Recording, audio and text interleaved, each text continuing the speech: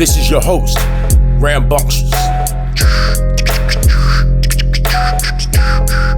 And your co-host, Taiyamo Denku. Pick apart the passion. Pick apart the passion. Pick the passion. All right, welcome to Pick Apart the Passion podcast. My name is Rambunxious. I'm joined by my homeboy, Taiyamo Denku. Today, we have an MC from Oregon who, I said it like a Wisconsinite, which is funny. Yeah, I gotta catch you. Yeah, which I never do, but they got me brainwashed. So that's funny, Oregon. And he has just recently written a book after 10 years of touring about DIY touring and the advantages, the romanticism, as he says at one point, and the vulgar truth. Fucking romantic, and I love it, man. I got to hear the audio intro. This is Sammy Warm Hands, everybody, by the way. Applause right here. You know, yes, brother, how you doing, man? Good to have you on here. Thank you, by the way. Yeah, man, thanks for having me. It's been a while since I've seen you guys, you know. Yeah. Actually, yeah. Ram, did you play? Yeah, we all know each other through different shit. Oh, go ahead. The last tour that he stopped through Wisconsin, did you play one of those shows? Did you? I think he played the first one because I remember in this. I don't remember. I'll be honest. I don't remember. The rare form tour. I think that's the one that you forgot your flash drive. Yeah. That might, oh my God, yeah. Sure, because I think I still killed it.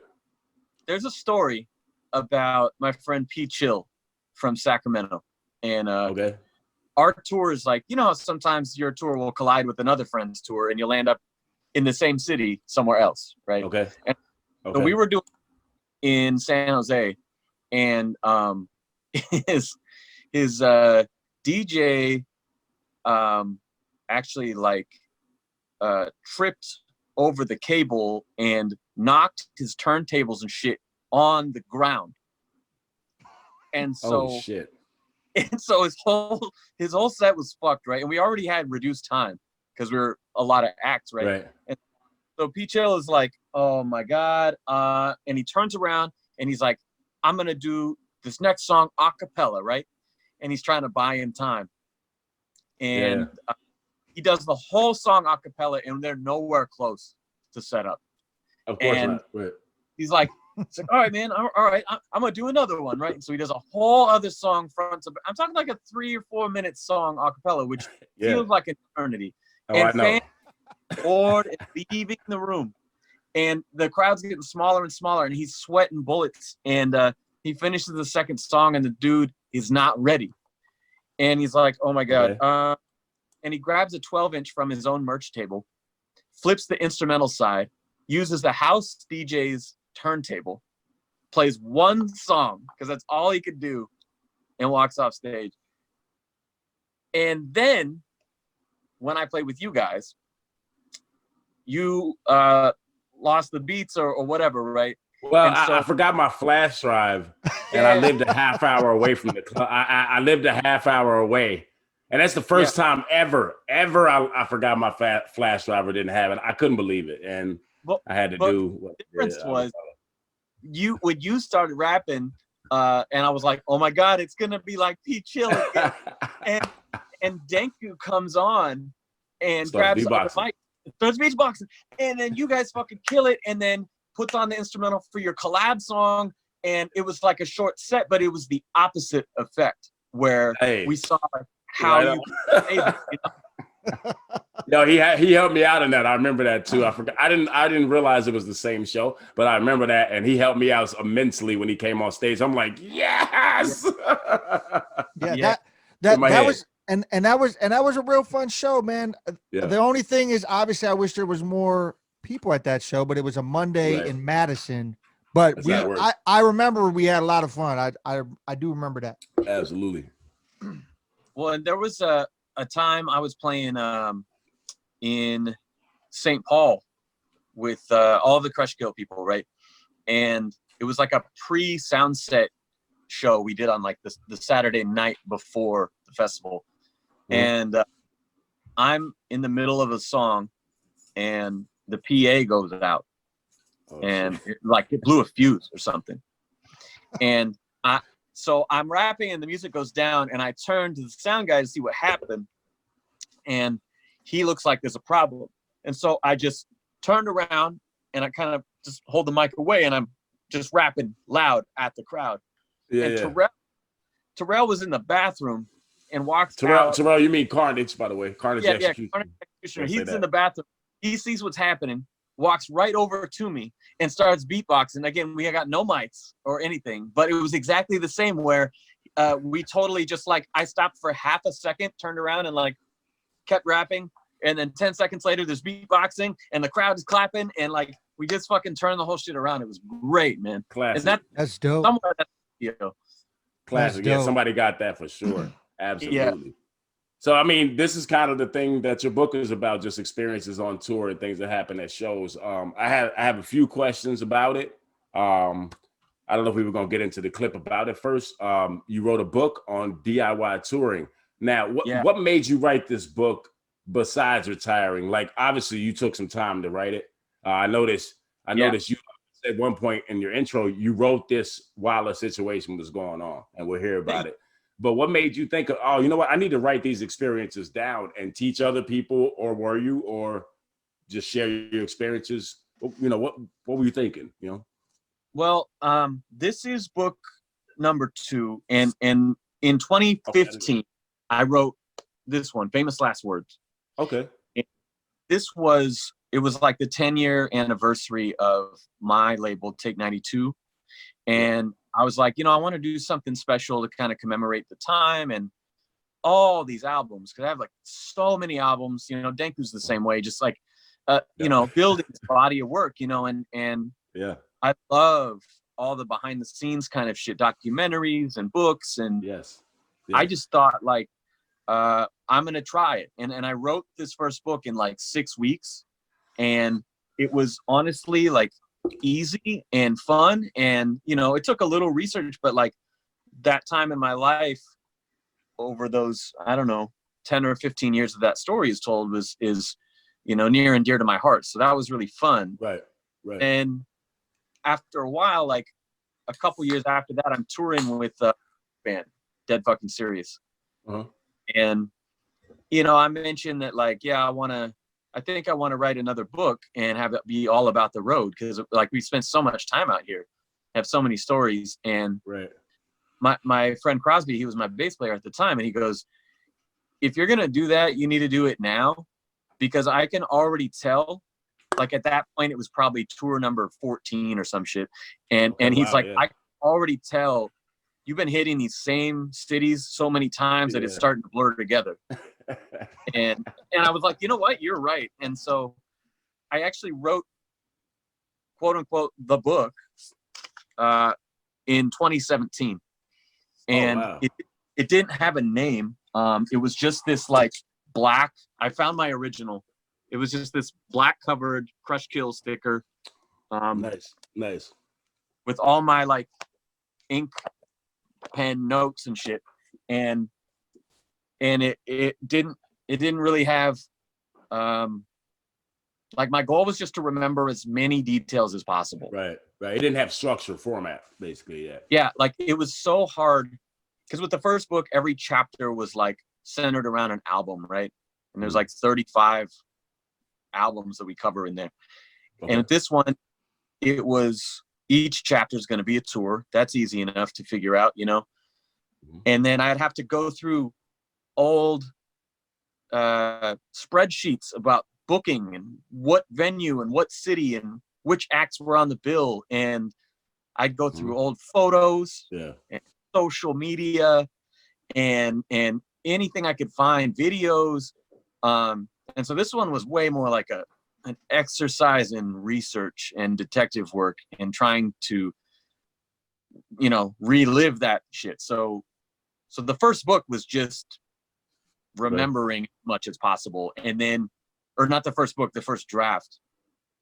And basically what happened was while it was waiting to be edited, by a friend of mine, I kept touring.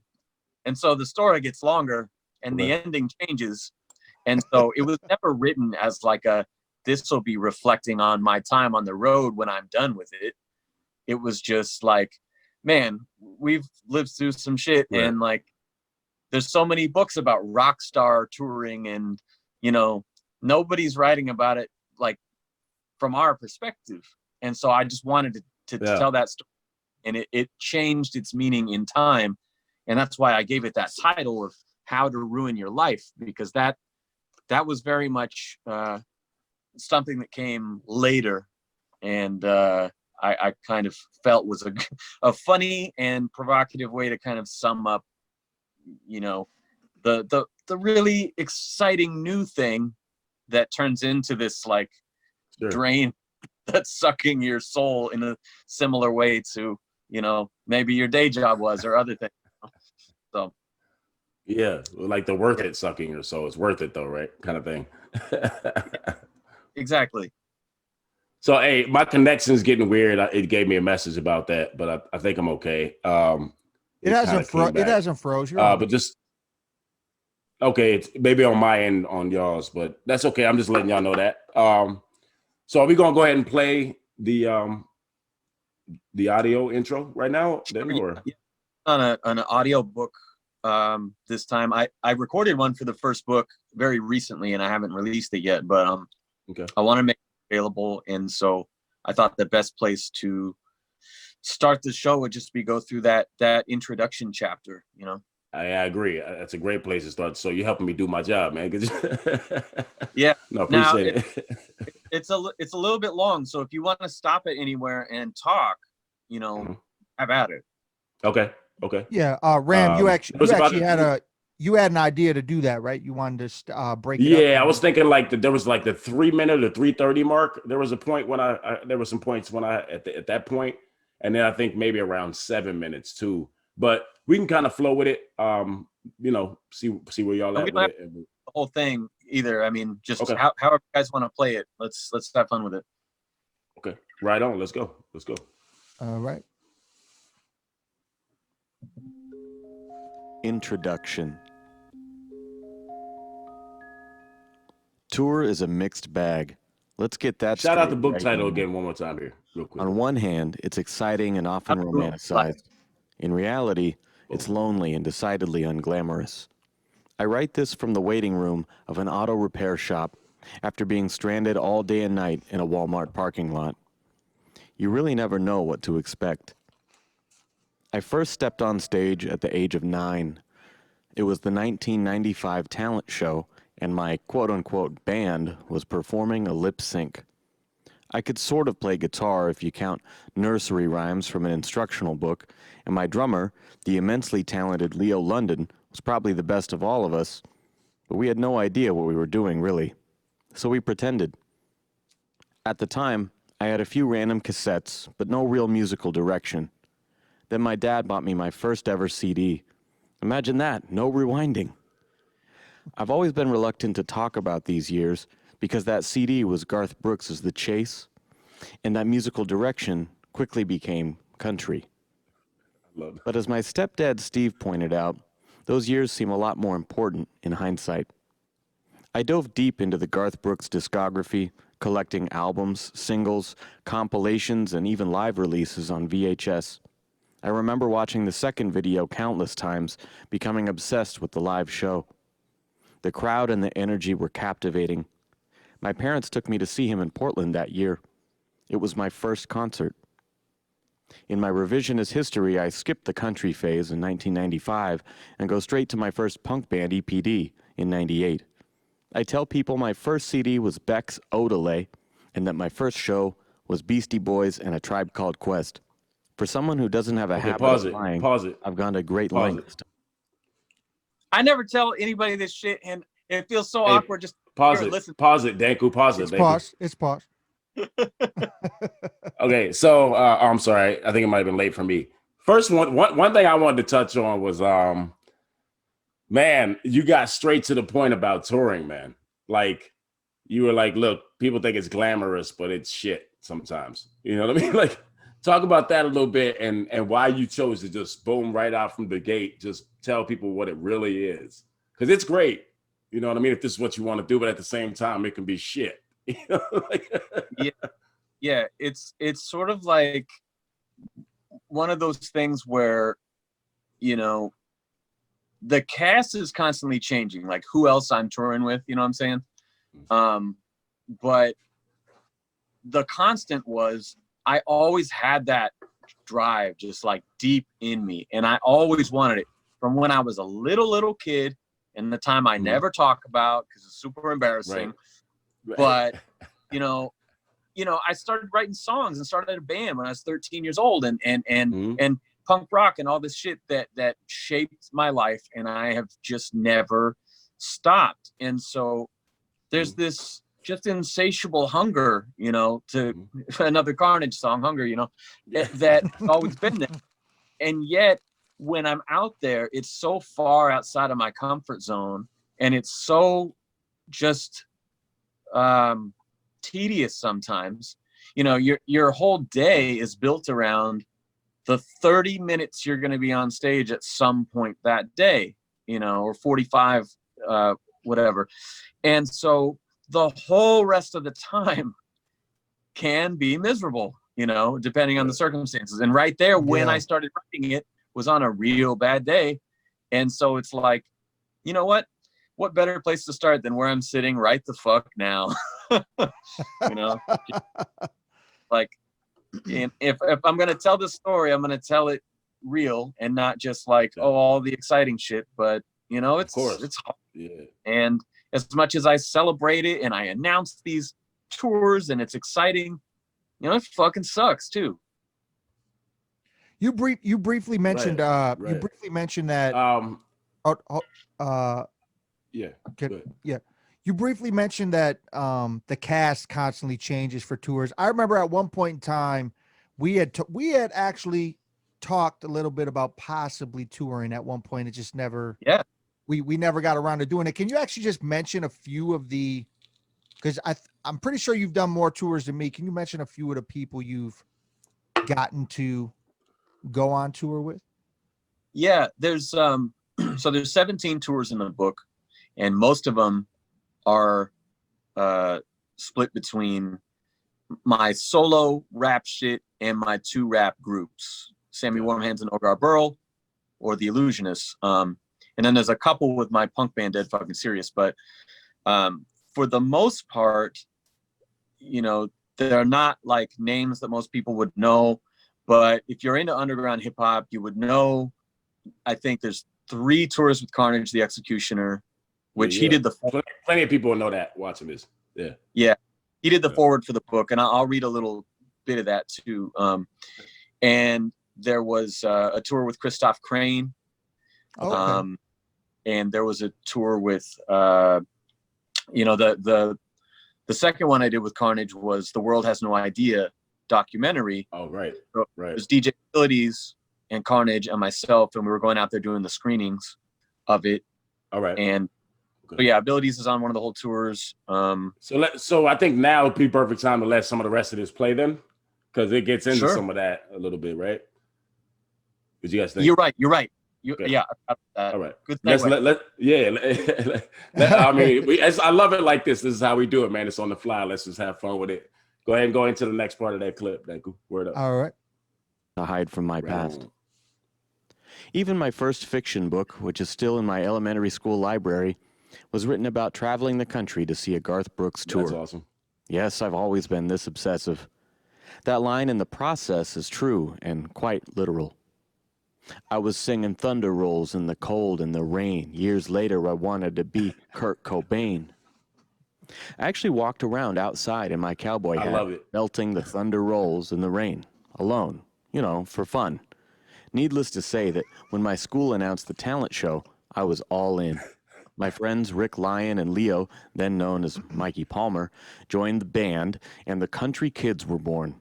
We quote-unquote played makeshift instruments, a child-sized acoustic guitar, an unplugged keyboard, and some painted popcorn tins repurposed as drums, and we practiced in my living room. They weren't necessarily fans of the music, but I've always had this weird ability to get people to go along with my crazy ideas. One of these ideas, and this may have been my mom's, I don't remember, was to make it more theatrical. We recruited my neighbor, Maria Rodriguez, and Leo's sister Tracy to be our dancers. That's right, we had fucking backup dancers.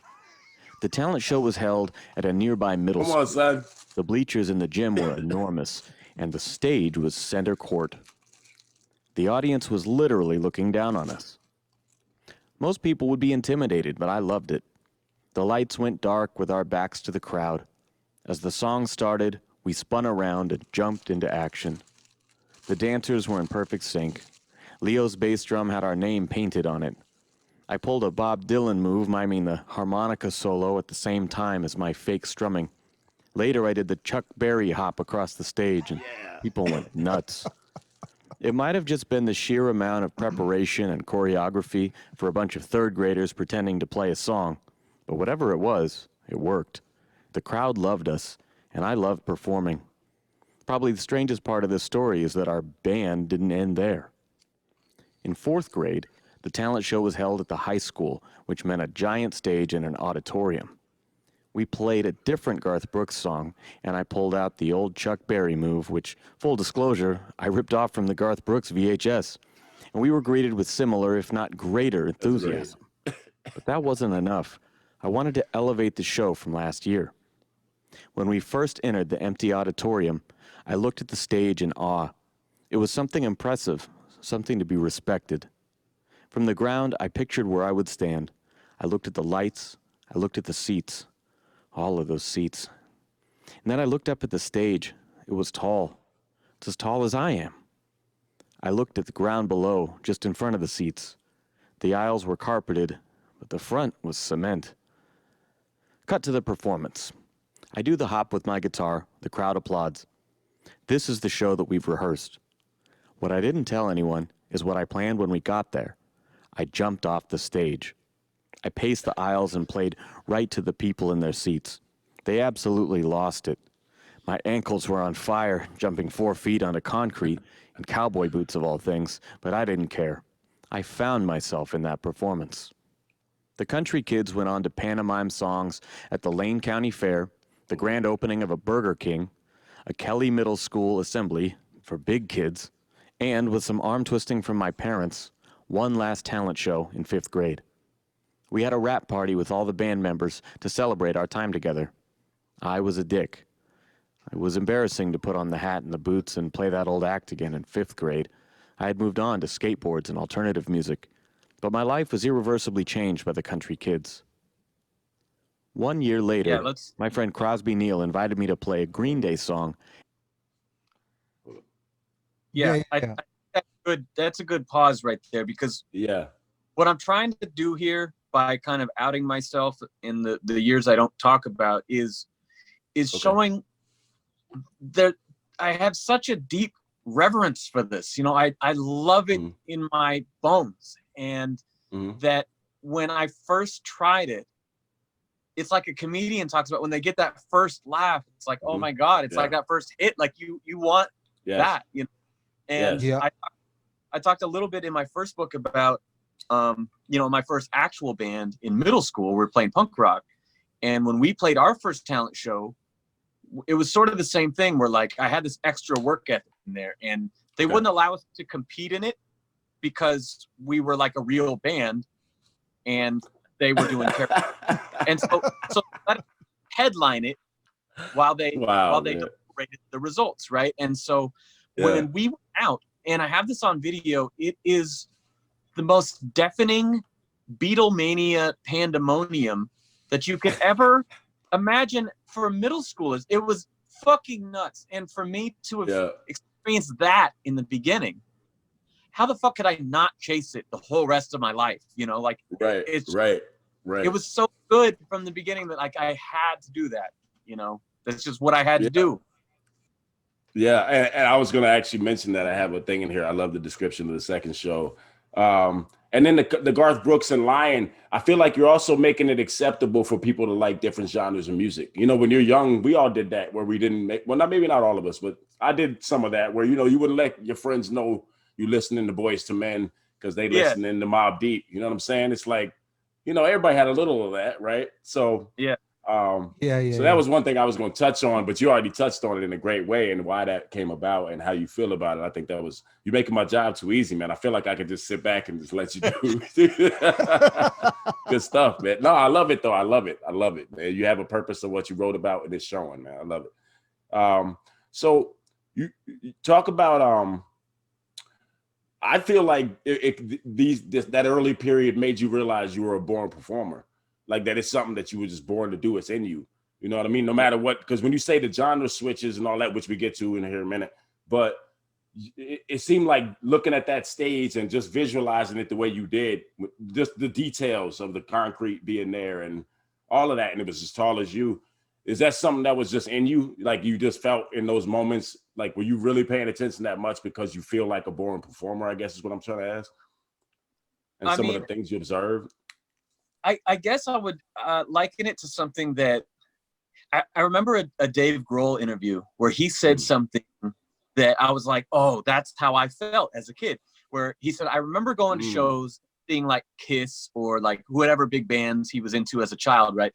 And you would secretly be hoping that they're like, oh, our drummer is sick or broke his arm and can't play the show. Does anyone know the songs, right? And so I was that kid who would always just be like, oh man, like I'm close enough to touch these guys. Like I could play with you. I know this, And so like I'm just envisioning myself in that and living vicariously through these videos and through these concerts. And so no matter what style that I've ever loved, I've always had that sort of connection. Like I can't go to a show unless I'm front row because I want to feel it and be in it. And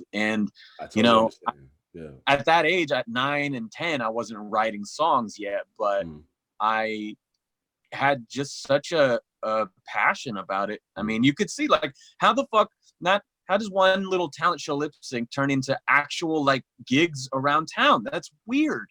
I mean, it's crazy, right? That's one thing that struck me about it. Like, wow, okay, that's what I'm saying. This bug was in you. Like the bug got you, and you was. I mean, at a point in the intro, you say where most people would maybe not feel this way about it, you loved it.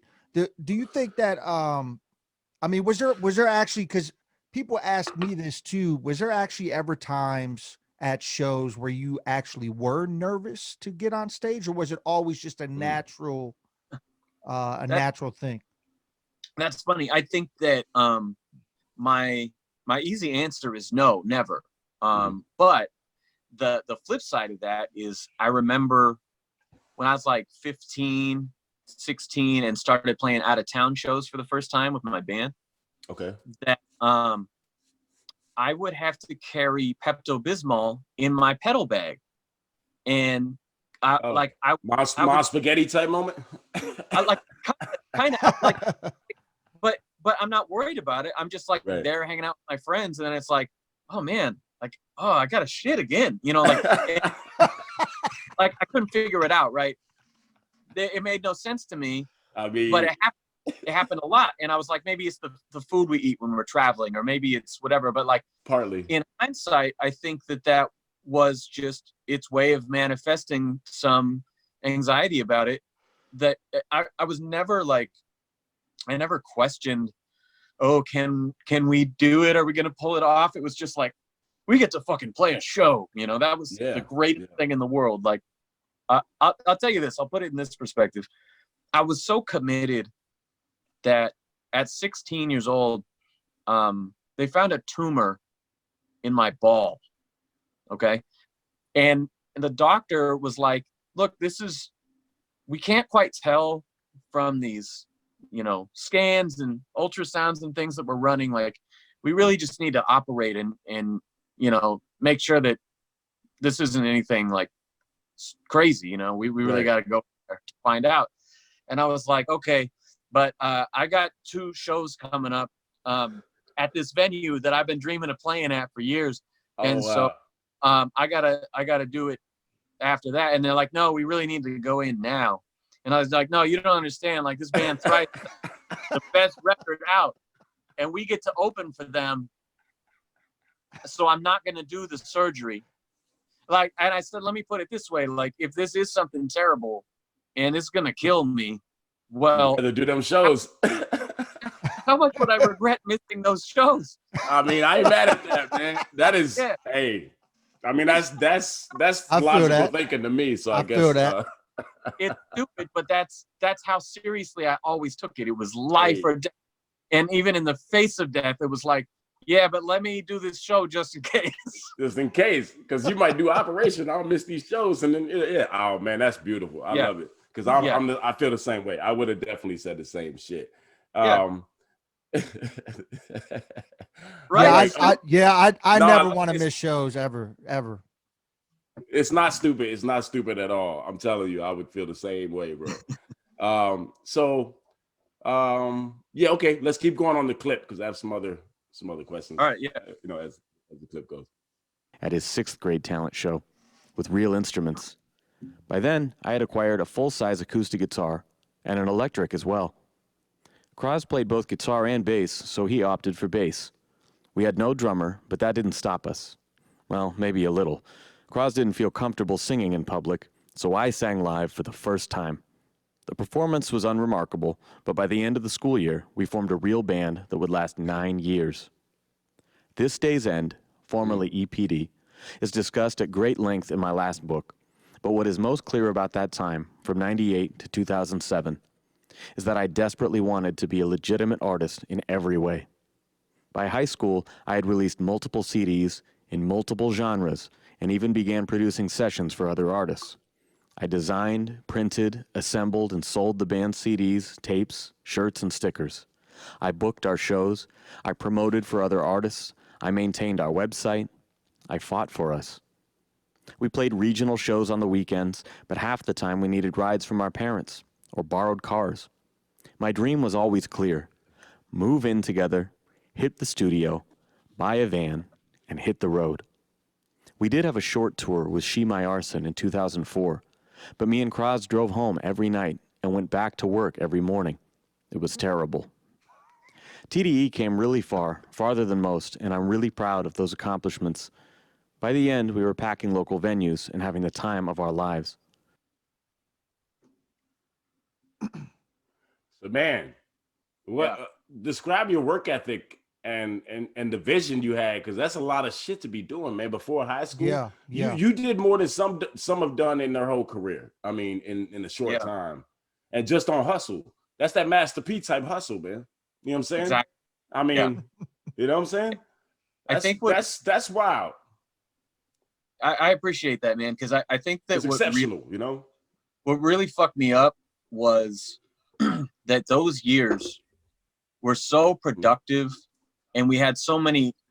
We were always the youngest people in the room, and so we had these adult bands who we really looked up to and been like, "Wow, you guys are killing! Like, you guys are gonna go far," and so we all these indications that and by the end of that group, we were headlining, over 300 people in our own town and ready to hit the road. And then when that didn't happen and I had to rebuild from scratch kind of multiple times, really, it was so disheartening that I was always, and kind of to this day on some level, always chasing that,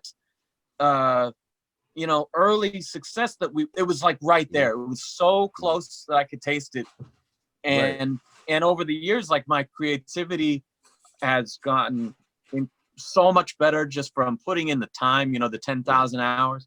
Right. And, I feel so great about that. But it's, part of this touring thing and the whole story is sort of chasing that and not getting there and having to find some acceptance in that and just creating out of that love, because you're not going to get that thing you had with your friends at that one time. Yeah. Those moments don't come back. You got to cherish them. Yeah. And so it was a really special time, but it definitely loomed large in my life for quite a while after that.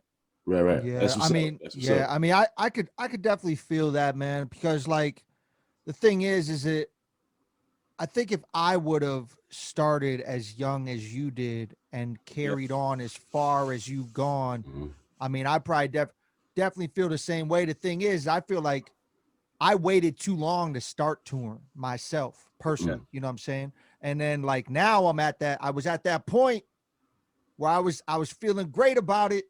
And then now we got, you know, a pandemic. Yeah. Yep. And I haven't toured that much, so I don't even understand some of that. I'll be honest. You know, I've only toured a tiny bit. I've done a lot of shows, but not, you know, per se too much touring like that. So to me, it's unbelievable to me because at the age you are thinking about touring is when I'm in my age, I'm thinking about rapping. Like I'm just getting started. You know what I mean? I was more of a sports player and shit, but like to me, that's incredible. You know what I mean? That you were on that page already, just that advanced. When like I think it was probably sophomore year of high school that I remember we played our 50th show. Like already, you know. Crazy. I wasn't even rapping my sophomore year of high school. I think I wrote one rhyme by that time. Yeah. And me, I think I was you know, I mean, I was playing the high school talent shows and the high school Black history programs. Like I performed at those because I was the dude in school that could rhyme. But like I would always do it off the top. I would never write nothing down. So people were like, "Oh, okay, this kind of dope." But that's what I was. That's doing. believable. Like, that's believable. like we're making beats. We're making beats on the heaters out the vents. No, like the heaters, like making beats on the heaters and then rapping over the beats that we were making on it was insane. It was crazy like That's that. What's up. But man, hey, 50 can we take shows. A quick break? I gotta use the bathroom. I'm gonna take a quick break. All right, cool, y'all. Yeah. What's that? Here, I'll put out and do that while he's doing it. All right. Do we? I mean, is that what we're doing? Are we pausing? Yeah, I'm gonna pause it. Yep. Okay. Hey, by the way, you can drink and smoke or whatever you do. I'm smoking weed, drinking a little beer, or whatever. I'm the straight edge dude. You'll find that in the book too. My bad. Okay, my bad. Me I'm too. absolutely opposite of that. Me too. Sober ogre. Hey, it's all good. I'll be the one on this one. It's all good. Let's go. So we were talking about your basically right before you started getting into rap. Basically, is what this period we were talking about. And now the next period we're going to hear you start getting into hip hop, and there's some significant things about that I want to ask about. So let's go ahead and keep playing the clip if that's cool. Yeah. All right. Right on. We had a great record, Sammy Warm Hands, but we fell short of the dream. In 2008, I had pretty much given up on that dream. All my bands, This Day's End, Outreach, No Laughing Matter, Dead Fucking Serious, were all dead. And hope was gone. The future wasn't bleak. There was no future. It wasn't until I found rap, specifically The Illusionists, more specifically my rhyme partner Evil, aka Evan Vaught, that I felt it was possible to achieve the dream. By then, we had grown up and I was married, so we didn't need to have a band house. But I had a badass home studio, and making records was easy. The elusive part was the live shows. I had one solo rap album and one with the Illusionists, but I didn't see myself as a solo artist. I played acoustic shows once in a while, but that wasn't anything serious. It took a while to get comfortable without a guitar in my hands, but with Evan, I wasn't up there alone. Our chemistry was off the charts. In 2010, we opened for Idea and Abilities in our hometown of Eugene, Oregon. Idea and Abilities are an underground, not major label rap group, and they're about as prestigious as it gets in that world. Their skills are unparalleled, and I had been listening to them for a decade at that point. So Kraz and I were floored when we convinced the venue to let us open the show. I was even more shocked when they turned out to be amazing human beings. Instead of a DJ, the Illusionists had a live band comprised of our beatmaker, Webb the Free Range Human, aka Webb Beats, aka Webb Morley.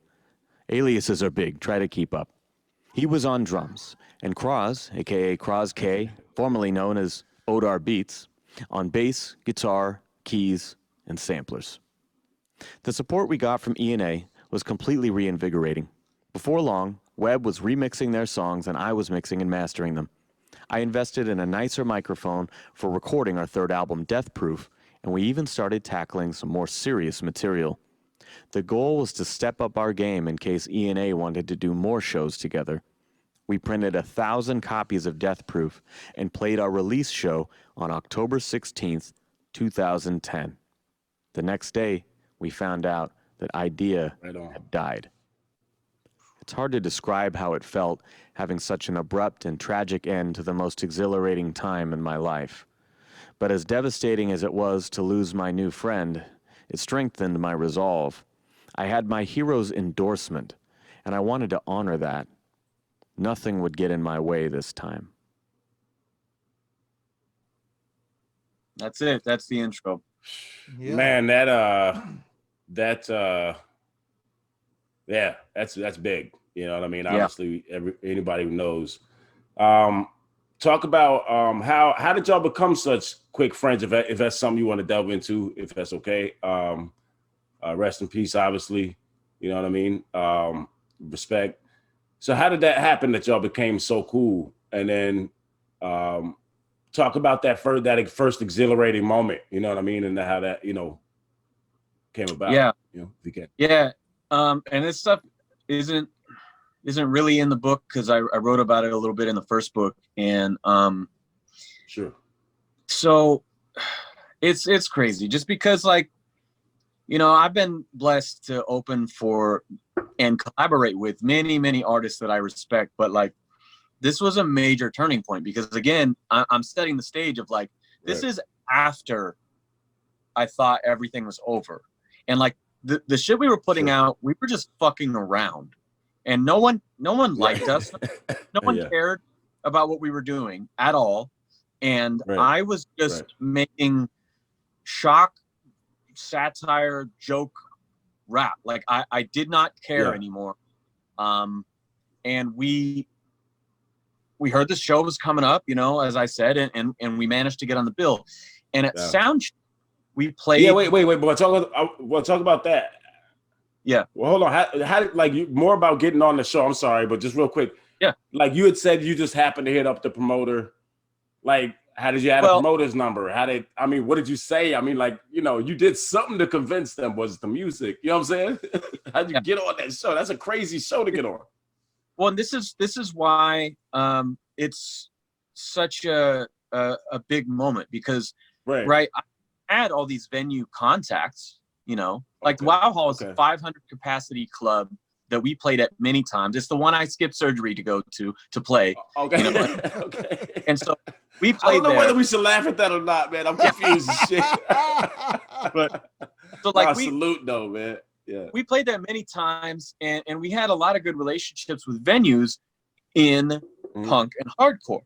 So when we started the Illusionists with the capital Ill and we're trying to build up our name and get some shows, well, they know us for this other shit, and so they won't book us.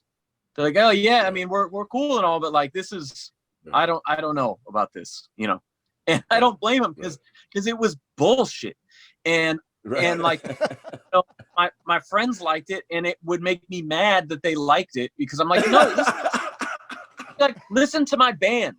Yo, that'll be one of the first and only things we ever hear. Times we'll ever hear that on this podcast, where somebody says, "I got mad. My friends like my shit."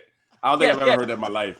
No, hopefully, this is the one time we hear it on Pick Apart the Passion podcast. That's a gem right there, Sam. Think about it though, because I'm struggling to make my new band at the time, Dead Fucking Serious, which we're celebrating 15 years this year. So that crashed and came way back up. But at the time, I'm really trying to put my heart into that, and nobody cares. So I start lashing out and making these angry ass raps that I'm giving away for free, and that's what people like. And so I'm like, what? This is stupid. I'm flipping old NWA lines and shit. This is dumb. Why do you like this? You're dumb for liking this dumb part of me, Yeah. So, you like my wax shit? How do you like my wax shit? Exactly. Yeah. you don't like when I try, but you like when I fucking jack off and you know, like it's stupid. And so yeah, you don't have to censor yourself, so don't. You could have said that whole line right there. Just saying, don't censor yourself at all. It's all good.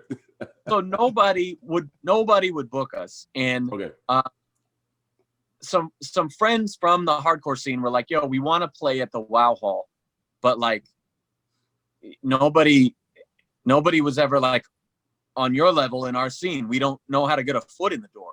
And I was like, well, they won't book us either. But I was like, I wonder what if, and so I came up with like, well, what if we put together a live band and we treat it like a punk show, even though we're playing our rap songs, right? We bring that energy to it. Oh, yeah. Right. And then we book it as like the return of local music. And so that's what we did. And what year is this again? This would have been 2009. And so the Wow Hall. A very pertinent time for a move like that. Yeah. You know what I'm saying? Yeah. At that time period, there was a thing in hip hop where you kind of had to disguise it. It wasn't always accepted in that time. You know what I mean? Even here in Madison, cops were getting called to shows for no reason. I mean, just dumb shit, you know. Yeah. Smart move there, brother.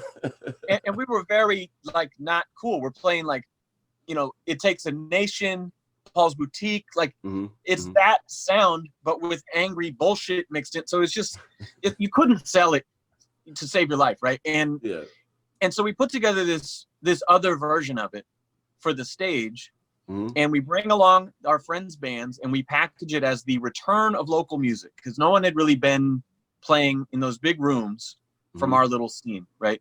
And that went over really well. And so I used that leverage of like, yo, you guys know me. You know, we had this successful local show.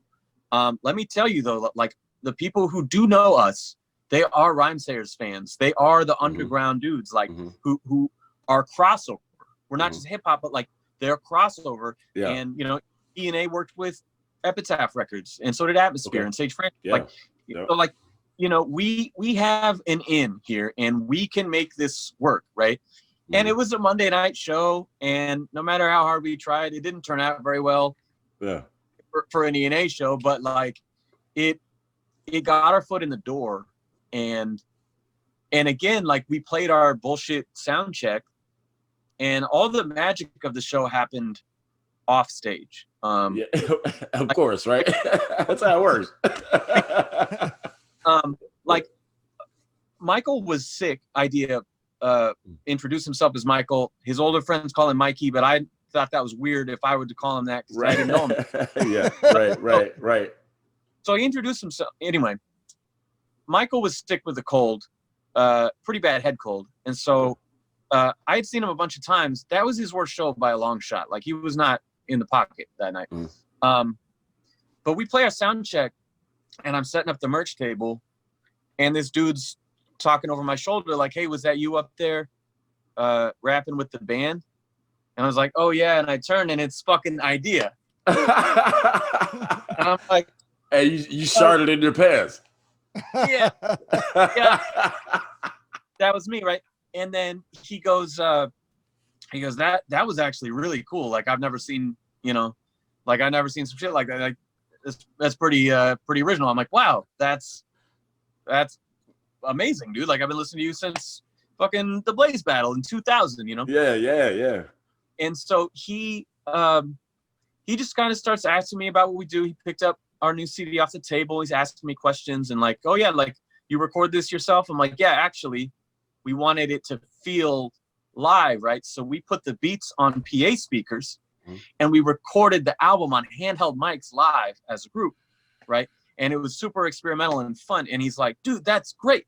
We just made this By the Throat record, and I recorded all my shit first takes live. Right. And so we start on like the what is how did you just like, you have to be fucking bugging out like, Yeah, it's nuts. And I can't believe it. And we probably talked for 10 minutes or something. And then he's like, can I buy one of these? I'd actually like to hear what you did. And I was like, please take it. You can have 10 of them. Here, take them all. And so we walk into the main hall, And DJ Abilities, who goes by Max, was sitting there with my drummer and beat maker Gabe. Holy shit! Like, and they were chatting. Like, and what's going on right now? Yo, what is this, right? And so I walk up and I say hi, and Michael comes in and he holds up the CD to Max and he goes, "Hey, I think I finally got a demo that doesn't suck." And I'm like, "Oh!" And this is gems right here, man. Thank you for sharing this, man. So these two dudes are talking beat making, right? And their approach and you know, vibing in the same way that me and Mikey were, and me and Michael were. So I just fucking did it. And he opens. So Max opens the CD, and well, I get caught up now. Max. No, it's cool. CD, I love it. I love it, dude. Do what you do. And he walks up to the turntables on stage. Yeah. You know, lights are on and everything, and like doors are about to open. And he like grabs a stool and he puts on his headphones and he puts in our CD. He listens to the entire CD while doors open and the fans are just kind of walking in the room to the house music. And then afterward, he starts like talking to Gabe about his beat production and his process and like, "Oh, I see what you did here and you should try doing this. And have you ever used, you know," and starts breaking it down. And it was just a whole crazy fucking night, and it ended up that man. he got Gabe to remix their whole By the Throat album, and wow, we were in the process of that, where like Gabe would come up with a new beat. Like Michael he burned a CD of all the acapellas and sent it to Gabe, and so he's coming up with these new versions and. Like I didn't do much. I just helped out with a little bit of mixing, but he invited us. He's like, "Yo, my friends are coming through Portland, which is like 100 miles, like 2 hours from us. Okay. And I'm touring with them, just helping out. Like, you should come and hang out. I'll introduce you." I'm like, "All right, cool." And so this is in September, about a month before he died, and he introduces us to Christoph Crane, Sadistic, and Alexa Farmick, who later went by Bodie. I think I met him at that show. Anyway, but Sadistic and Christoph Crane, he introduced us to them, and he was just like the warmest, realest dude. Like when me and Gabe were standing out in front of this club in Portland and waiting for them, right? And he shows up driving the van and pulls up right in front of us. Doesn't even take the keys out, jumps out of the car and beelines and gives us big hugs. And it's like, "Hey, oh, that's awesome. Yeah. Like, it's so good to see you. Like, hey guys, these are my friends, Sam and Gabe." And we're like, "He just called us his friends," you know? And yeah, man, that's awesome, man. And we had like, I hadn't told him, but Gabe had made a remix of one of the songs. Okay. Where he let me do a verse on it. And so I was working on that. And at the same time, I was like, "Yo, we've got this song that I really want to get a verse from you on if you're down." And I gave him a CDR with the track. And he's like, "Yeah, absolutely, man. Like, I won't charge you or anything. I'd love to do it." And so we're like practically skipping down the sidewalk after the show. Like, this is the greatest night ever. That's dope. That's dope. Like, think about it though, because I just painted a bleak picture. I said some shit about like, it's not that the future was bad. It's like there was no future. It was over. And then I'm getting this experience that's so just like on another level. I couldn't believe it. And then we had just so it was just so joyous and so pure.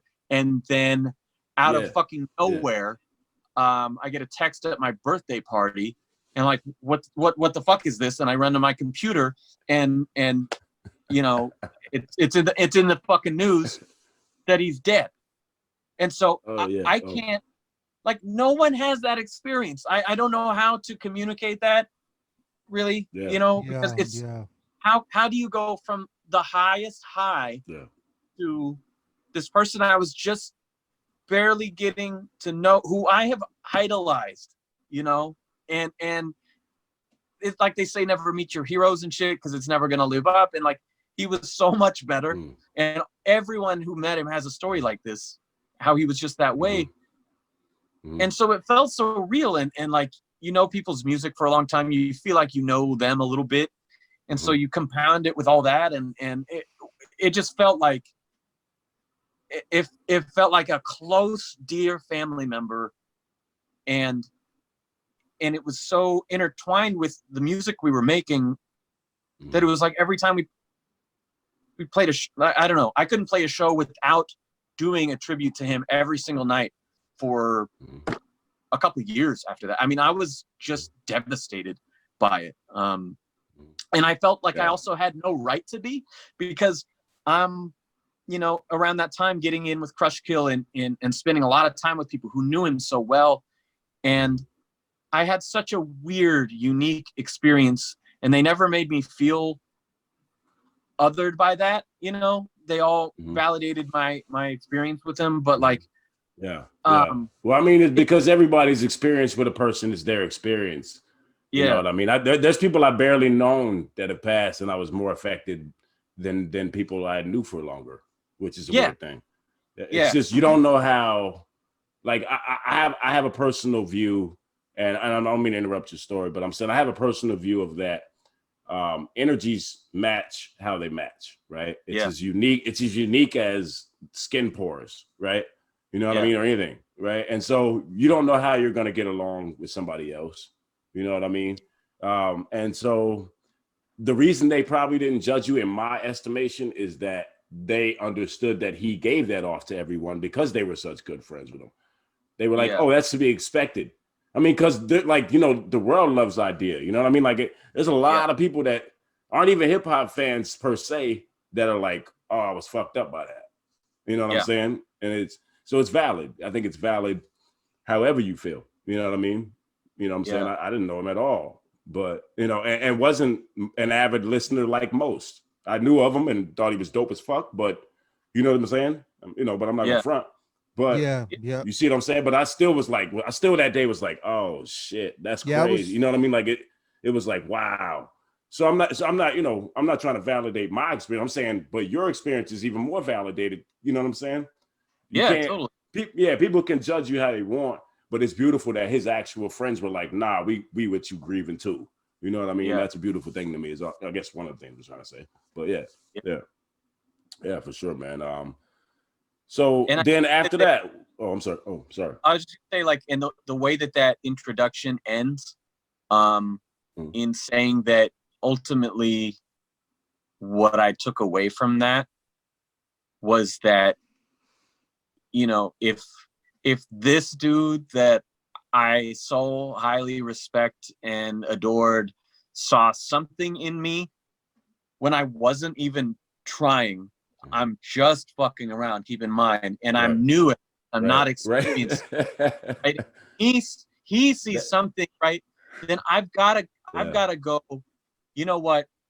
Fuck my like self-pity bullshit. Like I have hope now, and I'm gonna use this, and I'm gonna try to live up to whatever the fuck he saw. The validation, right?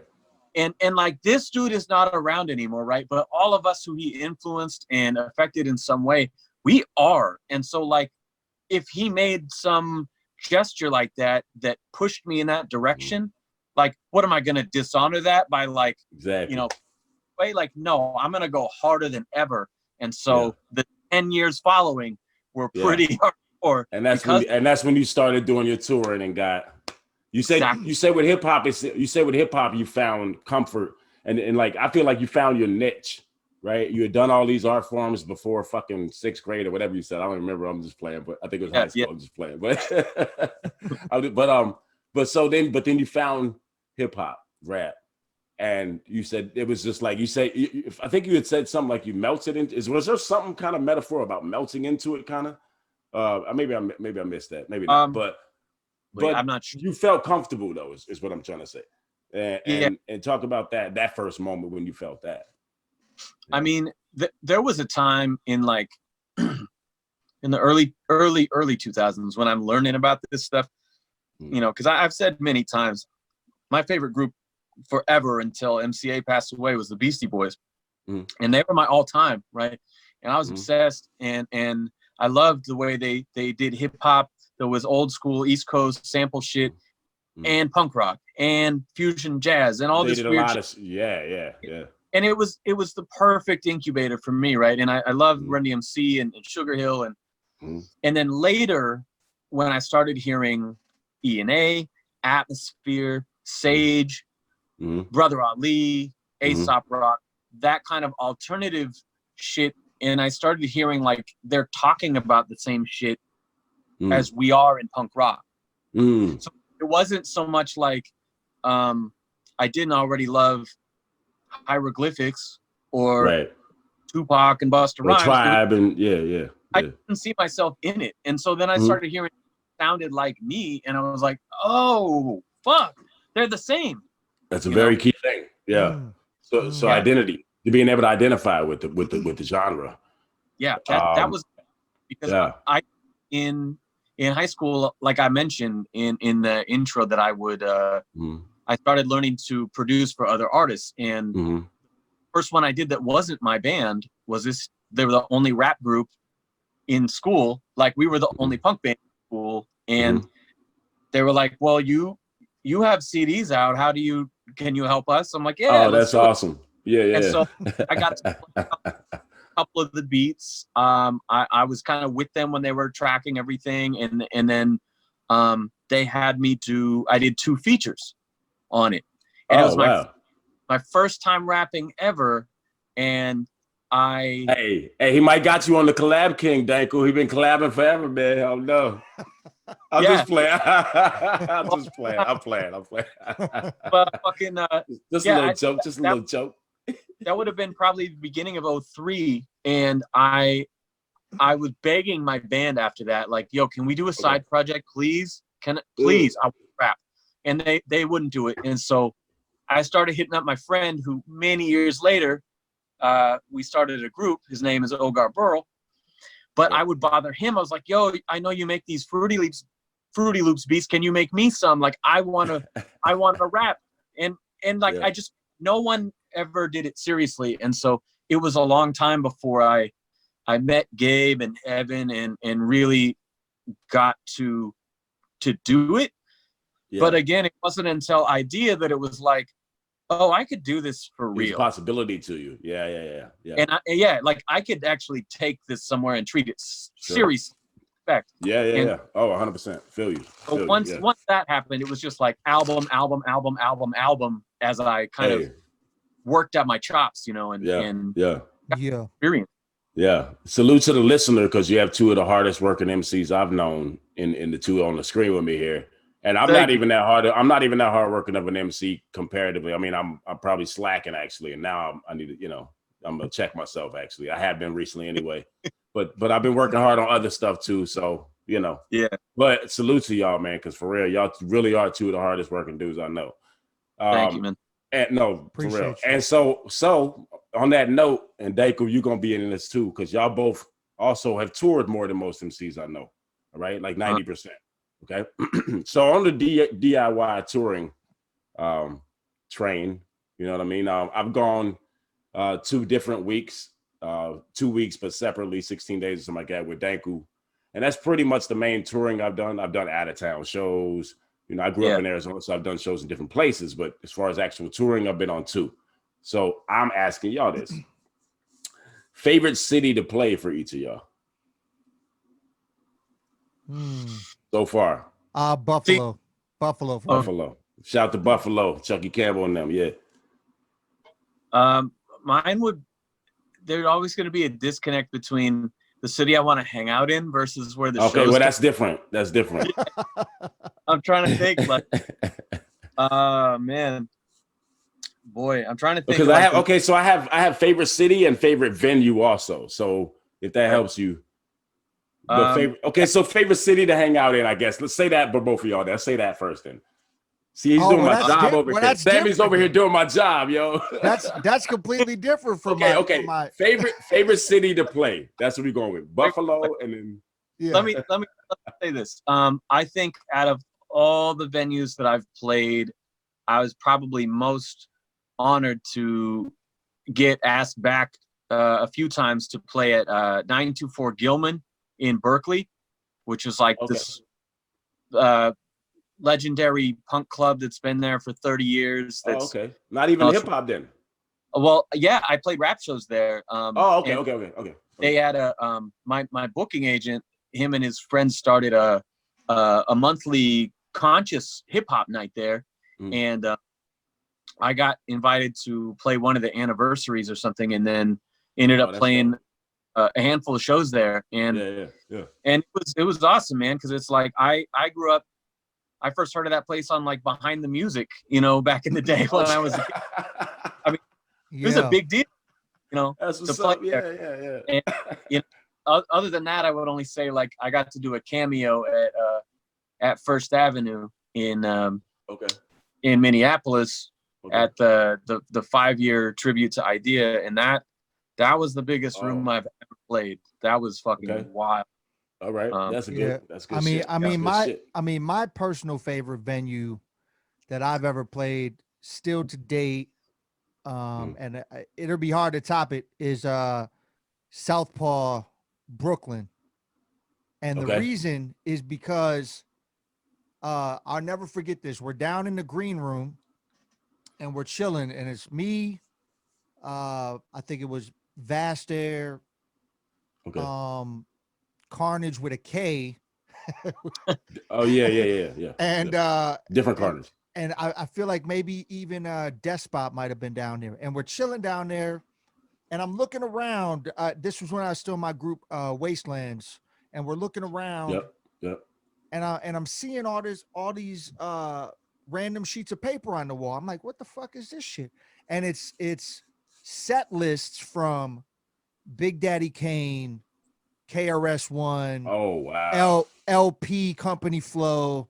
Like, I'm like, dog, I'm rocking the same stage that all these motherfuckers played at. Crazy. That's dope. Yeah. And that moment made that still to this date my all-time venue that I played. So is that your favorite? Okay, so I had a question. What's your favorite single show? And it seems like both of you mentioned them. It seems like that might be your favorite show, and then the Idea anniversary might be yours. Am I wrong? I don't know. I mean, that was more a moment for me. I got to be out there with a whole bunch of people, where it was like, me and Carnage, Logic, and Blueprint, and Merce, and just a shitload of people on stage rapping. So I didn't do a show. I didn't do a set. I see. But, okay. What's your favorite single show that you've done, and you too, Denku? Oh, that's so hard. There's like I know it is. I know it is. But hard. You just gotta give me something. Give me one of them. I gotta think about that one for one. Just give me if he's got it, that he go first. Okay, give me one of your favorite. One of your favorite. Yeah. I'll give you one, and that's okay. So or two or three if you can feel inspired. The first chapter of the book, right? It's called "I Quit My Job for This Tour," and that's exactly what I did after the E&A stuff. And right. We went out, like you mentioned. Tours can be a variety of lengths, right? But that first tour, we went so hard. We went out 40 days, and we had never been any of these places before. We went out for 40 days. And at the time, there's no like Snapchat or Instagram stories or like that shit didn't exist yet. Tell the kids. And so we had I bought these little flip. They were called flip video cameras, little HD video cameras. Oh, I remember those. Yeah. They're about the size of a cell phone, right? And we keep 3 of them in the van, and so any one of us could grab shit and always film, right? So every day we'd go to Starbucks, and I'd pull up my laptop and all those cameras, and I would upload. I would edit like a 5 to 10 minute video of the previous day. And so that's dope. There's a daily documentary of that first tour up until holy shit. couldn't pull it off, right? So what happened was when we finally came back to Eugene at the end of the tour, people were so excited having seen our travels out there when like no one else was doing this shit and getting to along the way, that we had the biggest, best show ever when we got home. Like it was. Wow. That's fucking. That's incredible. Yeah, that's super. I guess I couldn't ask the better question because that invoked a great story, man. I mean, seriously, because that's one of them things like people don't understand that stuff existed like that. This was a flip phone back then. This is the same size. You know what I mean? Like it's that's crazy. I forgot all about that. That's so dope. All right, let's get to this. What's your worst city you played in, a worst show? Is it Pottsville, Denku? It's up there for me, but Pottsville, Pennsylvania. No, you know what? You know what was one of the wackest was and I'll still go back there and play because I think there's hope for me playing there, maybe. But Jacksonville, Florida. Yeah. And it had to do with the place that I played. And but the person that booked me there was super cool dude, respectful, all that. But I played a gastro pub that was basically in the middle of a restaurant and a humongous venue, right?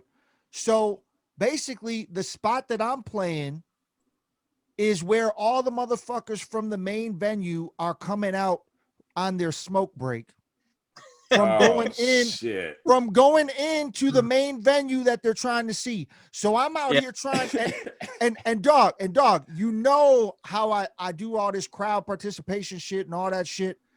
It was the hardest thing ever to do, to try to get people that didn't give a fuck at all about participating. They're trying to smoke and drink so they can go back in what they came to see. Right.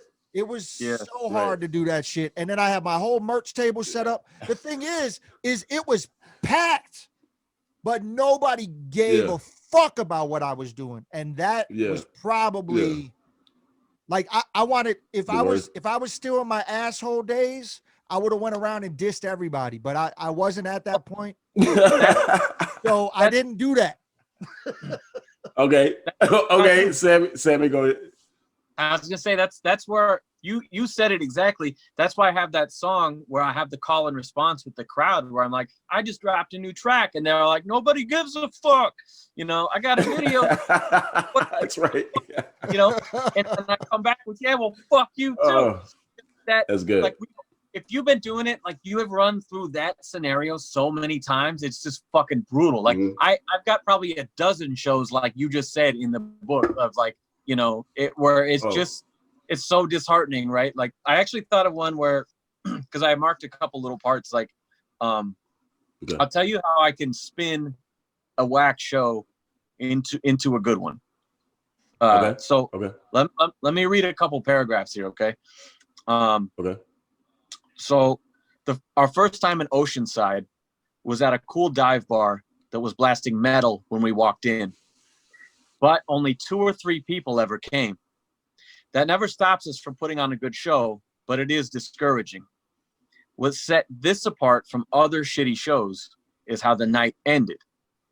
I pride myself on being able to entertain and engage an audience of any size. It's a direct benefit of playing so many basement shows in high school. But that night was the first time I remember blowing away the employees. If 3 people attend, then I'm playing for those 3 people. The bartender and Sandman are typically out of my line of sight, but once in a while, even they'll be so impressed that they'll come and buy our merch themselves. Now, some people have referred to that as making pity sales. They're clearly not having the conversations that I'm having. Yes. Who see live music 5 days a week, probably 4 acts a night. And you know that not all of those shows are going to turn out. So if they choose to buy my album instead of 19 other artists they saw that week, then I'm proud of that. Not to mention it's their job where they're trying to earn money. And a dead night is just as much of a burden on them as it is to me. So that's like one of those where if no one comes out and you phone it in, well, then nothing's right. But if there's still someone listening and you play like it's a packed house, people will remember you. And like I tell that story, but there's other stories in there where dudes who saw me last time do that came back and brought a friend I just said that to somebody. Did I say that last podcast? No, I don't know recently, but to somebody. Might have been a conversation. I make them all up. I talk too much. But here's the thing. It's funny because my worst show ever, it was me and my guy L. He's, rest in peace to Keith, my guy Keith. And we had this group called The Recipe. And we went on, but we went on last because, there was a time when all the good groups were going earlier and then they bump you to last. You know how it goes, right? So we went on. It was 3 people, the bartender, the sound man. Exactly the same, right? Yo, but the bartender is back there like, yeah, he's feeling us. He's like, yo. So, yo, and all three people were like, yo, we fuck with y'all. You know what I'm saying? So we rocked that bitch like it was 30 people, 60 people in there, whatever. You know what I mean? And then the bartender ended up giving us free drinks for the last hour or so. Yeah. Dog, you know it's. I was all of like 23, 24 or something like that. Oh, man. And that exact story and Sammy's passage reminded me not many people being there, but so there was a specific show that I got bumped last year. This was a Milwaukee show, and I thought it was some super hater shit, right? Because the main group that went on, they were the group that had a natural following in Milwaukee personally. Right. And so I'm thinking I'm going on before them because they got all these motherfuckers here, but no, they're like, Denku, you're gonna close it out because you do that amazing, crazy freestyle shit and you got probably the best crowd participation, so you're gonna go on last. This group gets off stage. Everybody leaves with them to the bar that's in the room next to the stage, right? I'm literally we victims, bro. We all victims. I'm literally on stage, and this was the cool part about it. I'm on stage. Rocket to my mom, my brother, and fucking Dope Knife. The first time I ever met Dope Knife. The first time I ever met Dope Knife was at that show. There was literally 3 people. That's what's up, yo. Dope Knife comes up. I start kicking a freestyle shit. He's like, yo. and I'm like, okay, now I'm happy. I don't even give a fuck no more. I'm happy that I impressed another sick ass freestyler that I watched before this. Yeah. And fuck them motherfuckers that took the whole crowd with them. That shit was back. Yeah. Dude, that's funny as shit. I have I'm sure multiple, but there's one story that comes to mind from the book that is like that, where I'm touring with my band, Dead Fucking Serious, and we're playing in San Jose, and there's like a new band who opens the show, and they bring a few friends out, right? And then there was a middle who was like, they seemed to be real popular. They had a lot of people out, and so I was talking to the guys like, yo, these guys have a good crowd. Let's make sure we load on real quickly and try to capture the energy and keep them in the room, It's very important, Yeah. And so we're like waiting, and I'm like, okay, it's about 30 minutes. All right, anytime now, right? And they just keep going. And they keep going. And I'm like, what the fuck? And it's like 40 minutes. And it's just going. That's rough. Oh no. And it's a weeknight show at a bar, so it's already like late for most people. And I'm like, oh no, they're pushing him. If it hits midnight, you're fucked, right? Yeah. Like but the crowd is like in the palm of their hand. They're going wild. And I'm like, okay, all right, I'm gonna trust that they know this crowd, right? And so they're finally done. And I'm like, okay, guys, you ready? And the crowd is cheering and they're like, oh, you want more? I'm like, fuck. And so they play a cover song, but not just any cover song. They play Rage Against the Machine, Killing in the Name, which is 5 minutes long. Of course. So they do that. And they're moshing, right? And I'm like, God damn it. Like, you got to play the longest song in your repertoire after you over your time. And so they do that. And then we are rushing to get our shit on stage while they are taking their sweet ass time. And by the time we start, there is nobody in the room. There's the three guys from the first band, YDMC, who's a friend of ours from out there, and then everyone else was still there, but they were all hanging out in the parking lot. So the crowd and the band who played before us, they were still there and wouldn't watch it. I'm like, you're not even going to give us one song as the out of town. That's the worst.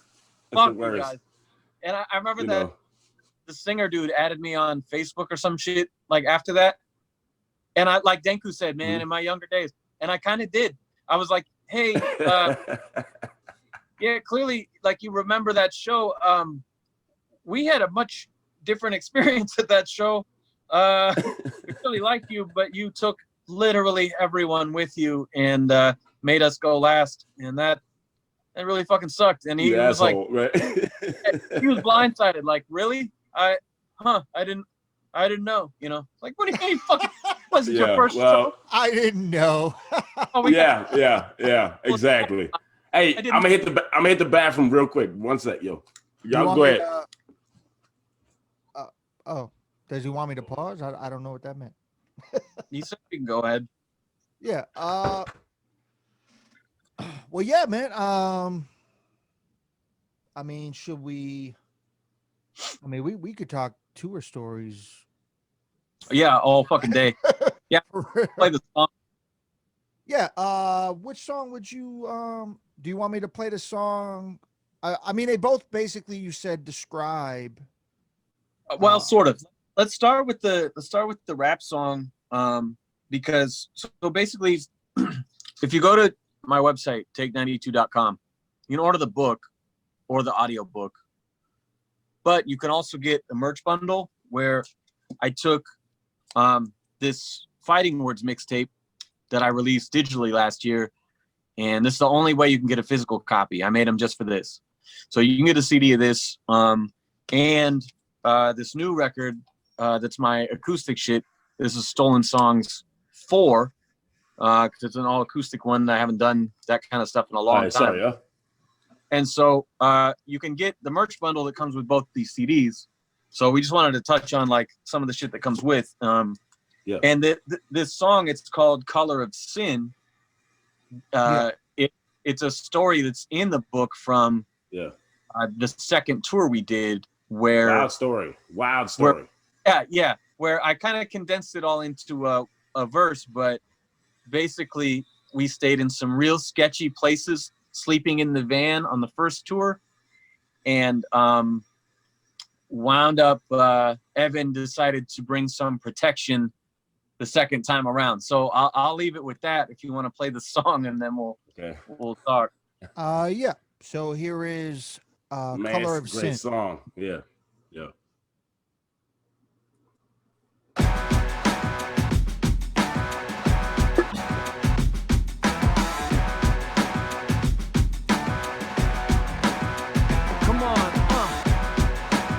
We're gonna take you back to the Illusionist van. The last day of the tour in 2012, LA. Back to the goddamn beats and the rhymes with the track make you stand at your feet, feel alive. Laugh to the people are afraid of you. Only motherfucker that you know will get banned from the radio. Saying let's put the pistols away. Try to share a little wisdom for kids today. But the irony of hitting the road with that song, and my bandmate packing a Glock is just wrong. Got stopped on a detour, LAX. Felt the LAPD's breath on our necks.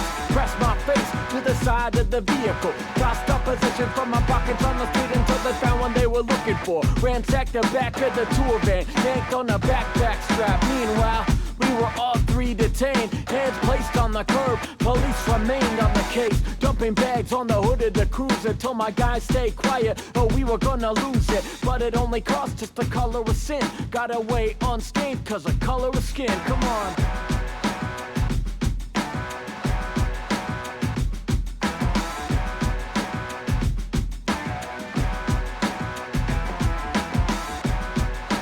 People want to talk white privilege, man. We get pulled over by the fucking LAPD. They find a fucking gun. None of us go to jail. That's white privilege. Yeah. That's. I mean, yeah. Right. If they heard that watching this, then people out there, y'all understand that was incredible, and I mean it's white privilege at its best. But at the same time, you have to think about the element of the cops thinking, okay, these dudes ain't from here, you know, they passing through kind of thing. We need to let them keep this gun before we see a murder on TV later. You feel me?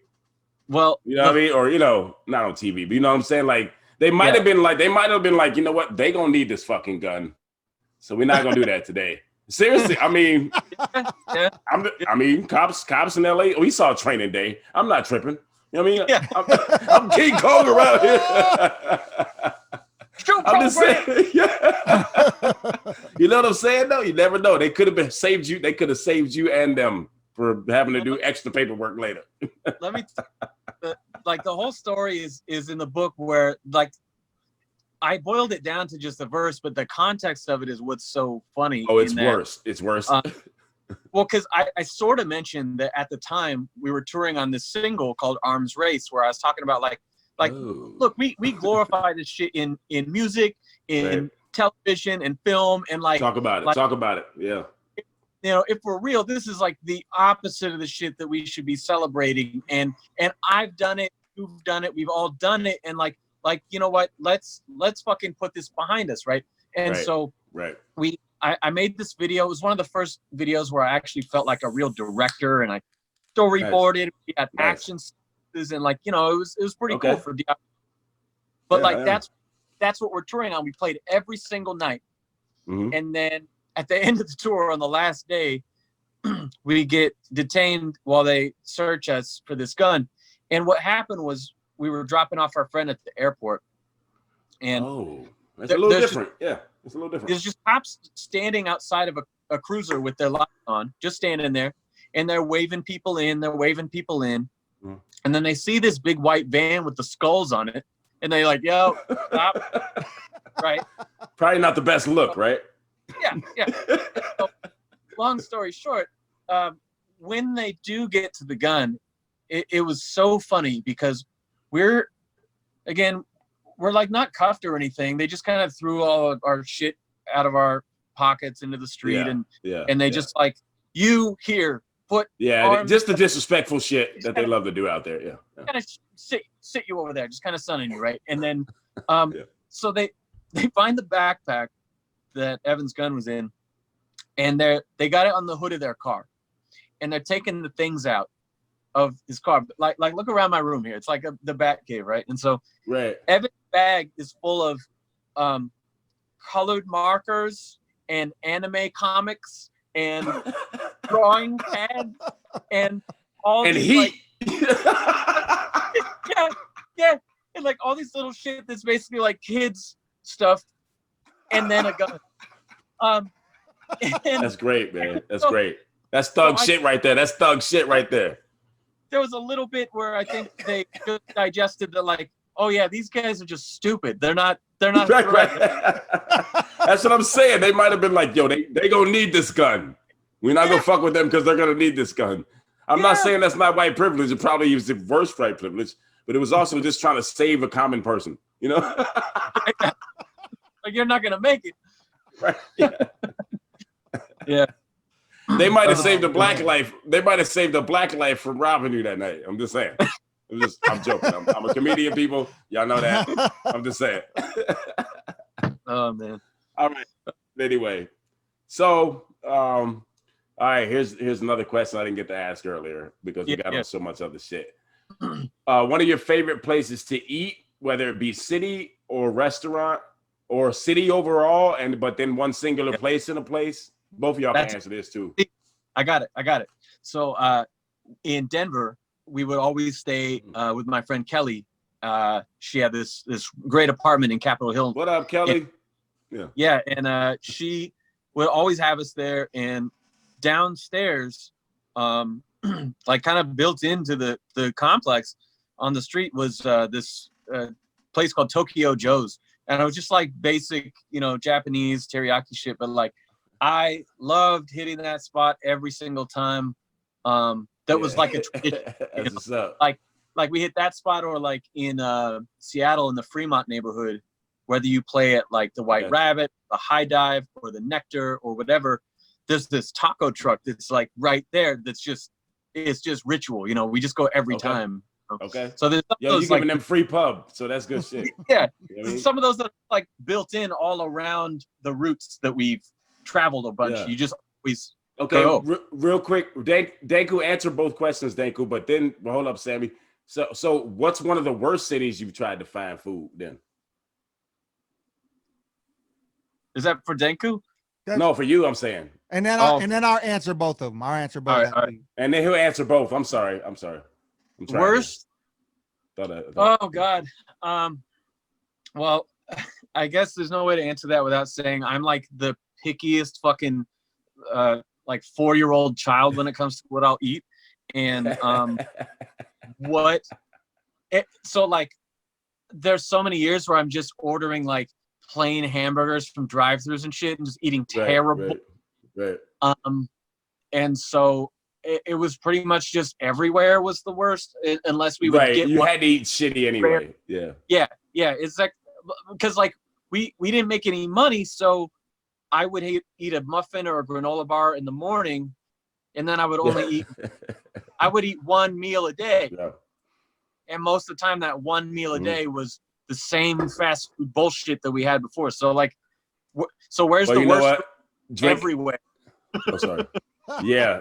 I'm not gonna lie. On the little bit that I've been out on the road doing shows, the very tiny bit, me drinking at all helped the next day, because it would make me not want to eat the first meal anyway. So then I would go to the second meal and third meal, so it'd be a little easier. And but me and Denku had some adventures at times with food. We definitely did. And found some gems too, though. On Indiana, where was that? With that one place, Bob Arnold's or some shit. What is it called? I don't know. Bob, but anyway, you talking about Bob Evans? You talking about the Bob Evans spots? Maybe I don't know. Whatever. The thing is, okay. So I don't know. So my favorite place actually is. Oh yeah, I'm sorry. Go ahead. Answer both of them. Sorry. It was actually with you, Ram, on tour. The Portland, Maine lobster company in Portland. Yes, right on the little port right there on that. Yeah, because I love seafood. I love lobster, and it was like a party. That lobster roll was amazing. Yes. Yeah, and it was like a party happening while we're eating. Shit was crazy, but that was probably my favorite place. Least favorite place. Actually, you know what? It's a tie. It's between that and hold on. And for least or favorite? No, for favorite. And Jack Stack Barbecue in Kansas City. Love that place. Fire barbecue. All right. If we're talking barbecue, though, I got to shout out when we would do the South by Southwest Crush Go Showcase every year. Yeah, in Austin. They would take us out. All the artists, they would take us out to Franklin Barbecue. That's like that. Great. Hey, I've heard of that. I've heard of that. Great. I've been there. That place is great. You gotta like. You know what? Joe Rogan just talked about on his podcast. So hey, this podcast is lit when we saying the same shit as Rogan. I'm joking. I'm just saying. The only thing that sucks about it is that it's in such high demand that like you have to go there super early before they sell out, and usually before they open to get in line. And so they sell out, like no more food sell out. Yeah. And so what happened, I went having like ribs for breakfast and shit, because like they open their doors at 11 o'clock or something, and it's like, oh shit, man, like I guess this can be the first thing I eat today, but all right. That's the spot. That's the spot when I was at South by Southwest that Pee Wee Herman ate there. Really? Oh, word. But all right. But okay, real quick. Think about Pee Wee Herman and cancel culture. Anyway, let's roll. Let's go. Oh my. Anyway. Keep it Hey, moving. Sorry about that, worst place though. Worst place. Ram, Yeah. did we even eat food in Pottsville, dog? Oh boy, no, we did not. But we did not. But that's a whole nother story too. So we did all that. Did you say favorite venue, Sammy? Yeah, Yes, Gilman's. yep. Yeah. Right. Okay. You want to say worst venue, or do you want to just not throw somebody under the bus? It's up to you. I don't know about like worst venue ever, but you know, there's definitely like the kind of show that makes you question, like, should I even be here right now? You know, Right.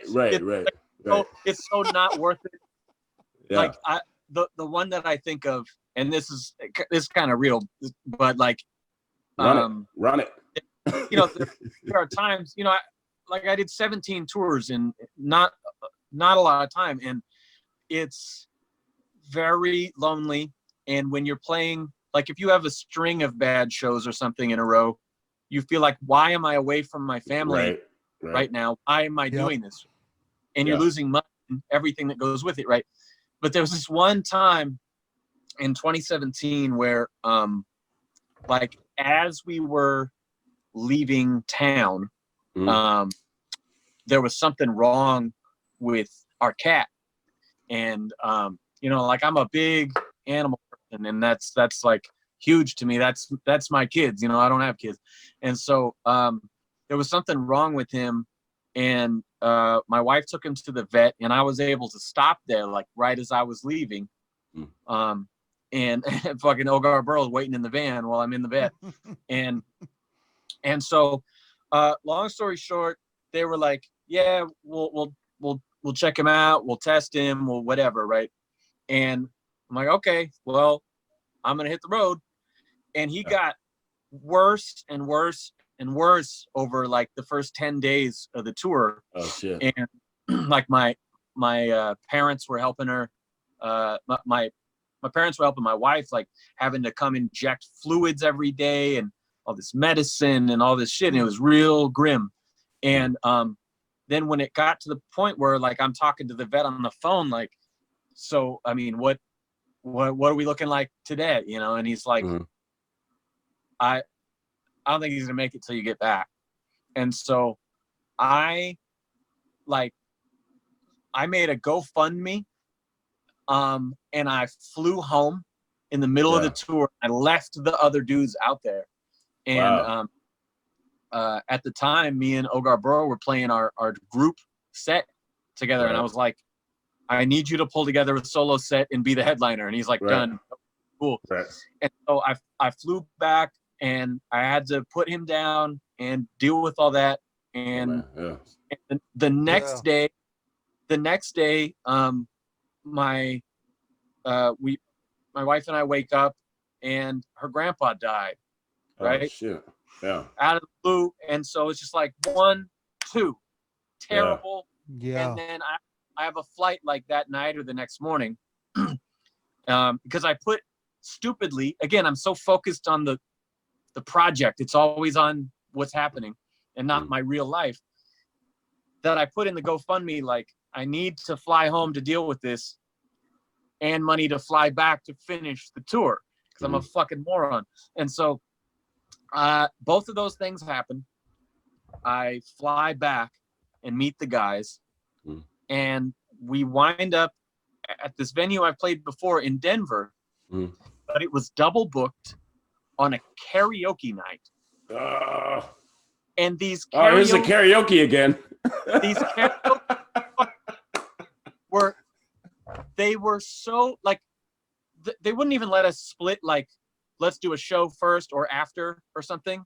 Wow. It was like, no, we'll mix you guys in. You'll each get 3 songs in between the karaoke. So like, it'll be a karaoke guy, and then you do 3 songs, you know, your tour opener. Man, and then I feel for you so much, bro. I can't even imagine. And it's like, why the fuck am I here? You know, like, that's rough, man. That's rough. I left my wife at home dealing with this real shit to be here because this was important and I'm wasting my fucking time, you know? Yeah. So like, I don't have necessarily a venue I hate, but I have moments like that where you question avenues, right? Yeah. Why the fuck are you doing this to yourself? Yeah. You know, and that's one of those that led to that decision, you know? So dude, you mentioned something in there. You're married, and I don't know how long you've been married and if it's okay to ask, but what type of because you're retiring. We hadn't mentioned that in the podcast, but anyone who follows you knows. And distinguish that though. Well, I'm sorry. You're retiring from DIY touring. Yeah. You'll still be making music. Is that Absolutely. right on? I'm glad. I think people are glad to hear that. Oh, yeah. But what kind of strain does that have, or any? And not to get into it hard, but with your what kind of sacrifices does the spouse have to go to? Because some people don't know that kind of thing. You know what I mean? And I'm like I say, not to get into your own personal shit, but you know what I'm saying? Like, is that something where she's championed you and been on your side and helped you, and so that y'all came to this decision together? You know what I'm saying? I'm saying in a positive way, in a sense too. You know what I mean? Yeah, I mean that's a I won't say like a huge part, but it's definitely a part of the book. And you know, we have a rare relationship where we met and got together in 1999 when we were both 13, and it was like the same time that my first band is growing, that I also have this relationship over here that's growing. And so they both, you know, in them went, right. And so you're a lucky man. You are a lucky man for that, man. For real. Yes. And part of that is she's not seeing this as like a new path for me. This is the guy that I met. This is the same. You know, if you were with someone and then you're like, all right, I'm going to start a band and start touring, she's going to go, what the fuck? Yeah. You know? But like, exactly. No, right. Exactly. Like, oh, that's hilarious, because that's so true. That is so true. But she got to meet you in artist role or it's curtains, right? Yes.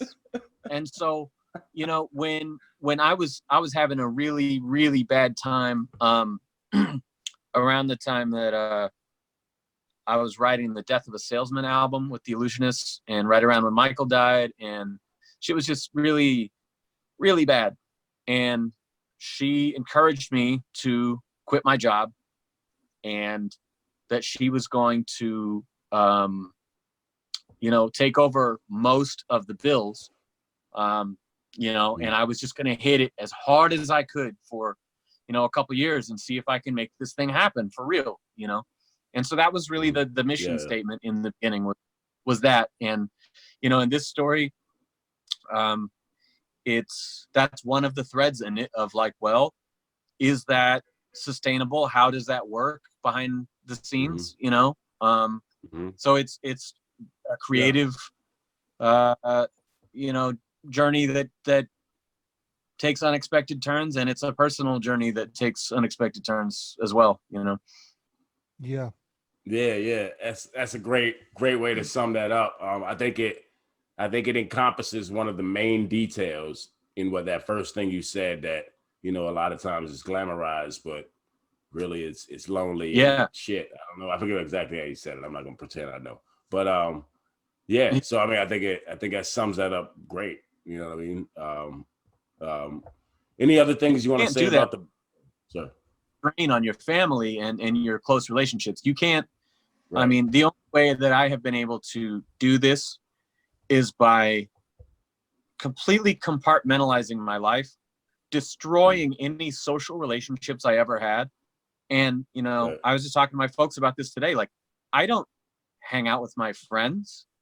My friends come over when we're going to work on a song, or we're going to do a podcast, or we're going to make I understand that. Yeah. Or something like that. You know, this was not just some thing that was a hobby, that whatever. This was my live and die everything, because I felt like if you're going to pull this off, you have to give it everything you've got. And so I put that over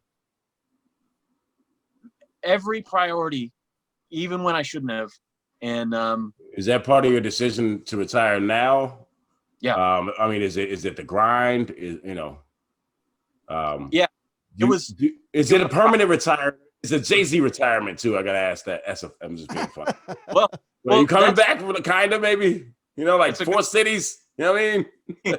Because, well, it's not like I'm just trying to lighten the mood, but it's not like I'll never play shows ever. But what happened was, you know, there was a turning point right around 2015, the Vacant Eyes tour, when we started having, you know, financial problems because of this, and stuff that I didn't really know, because she just took care of all that shit.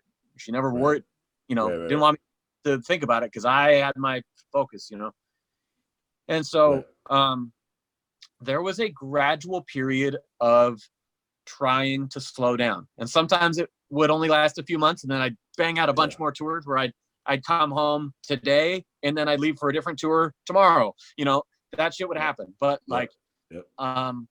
there was definitely a gradual slowdown, and then from about the end of 2019, around the fall, I started really thinking like, maybe this is like retirement. What does that look like? Because I made my last solo album, Figures of Speech, a double album with like my best beats, my best rhymes, my best features. Just like, I went all in.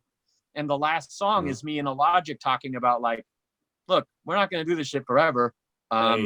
He's been on the show. That's what do you call it? Alumni of the podcast. Is that what they would call it? I guess. So shout to him. I just wanted to say, second time you mentioned him, I wouldn't have said no. It's the second time I gotta say something, because shout to Logic. But yeah, go ahead. I'm sorry. So that song that we did, the chorus is the last thing you hear on the album. And I said, you know, you never say that you want me to stay, so give me one last time and I'll be on my way. That's how my album ends, right? And then on the Fighting Words mixtape that comes with the book bundle, I had a line in there where I mentioned it. I said I had my doubts about admitting I was ready to retire. You know, it's something that it's not a decision I just made. You know, it's been on my mind a long time. And what happened is with the pandemic, when no one could play, it made it easier.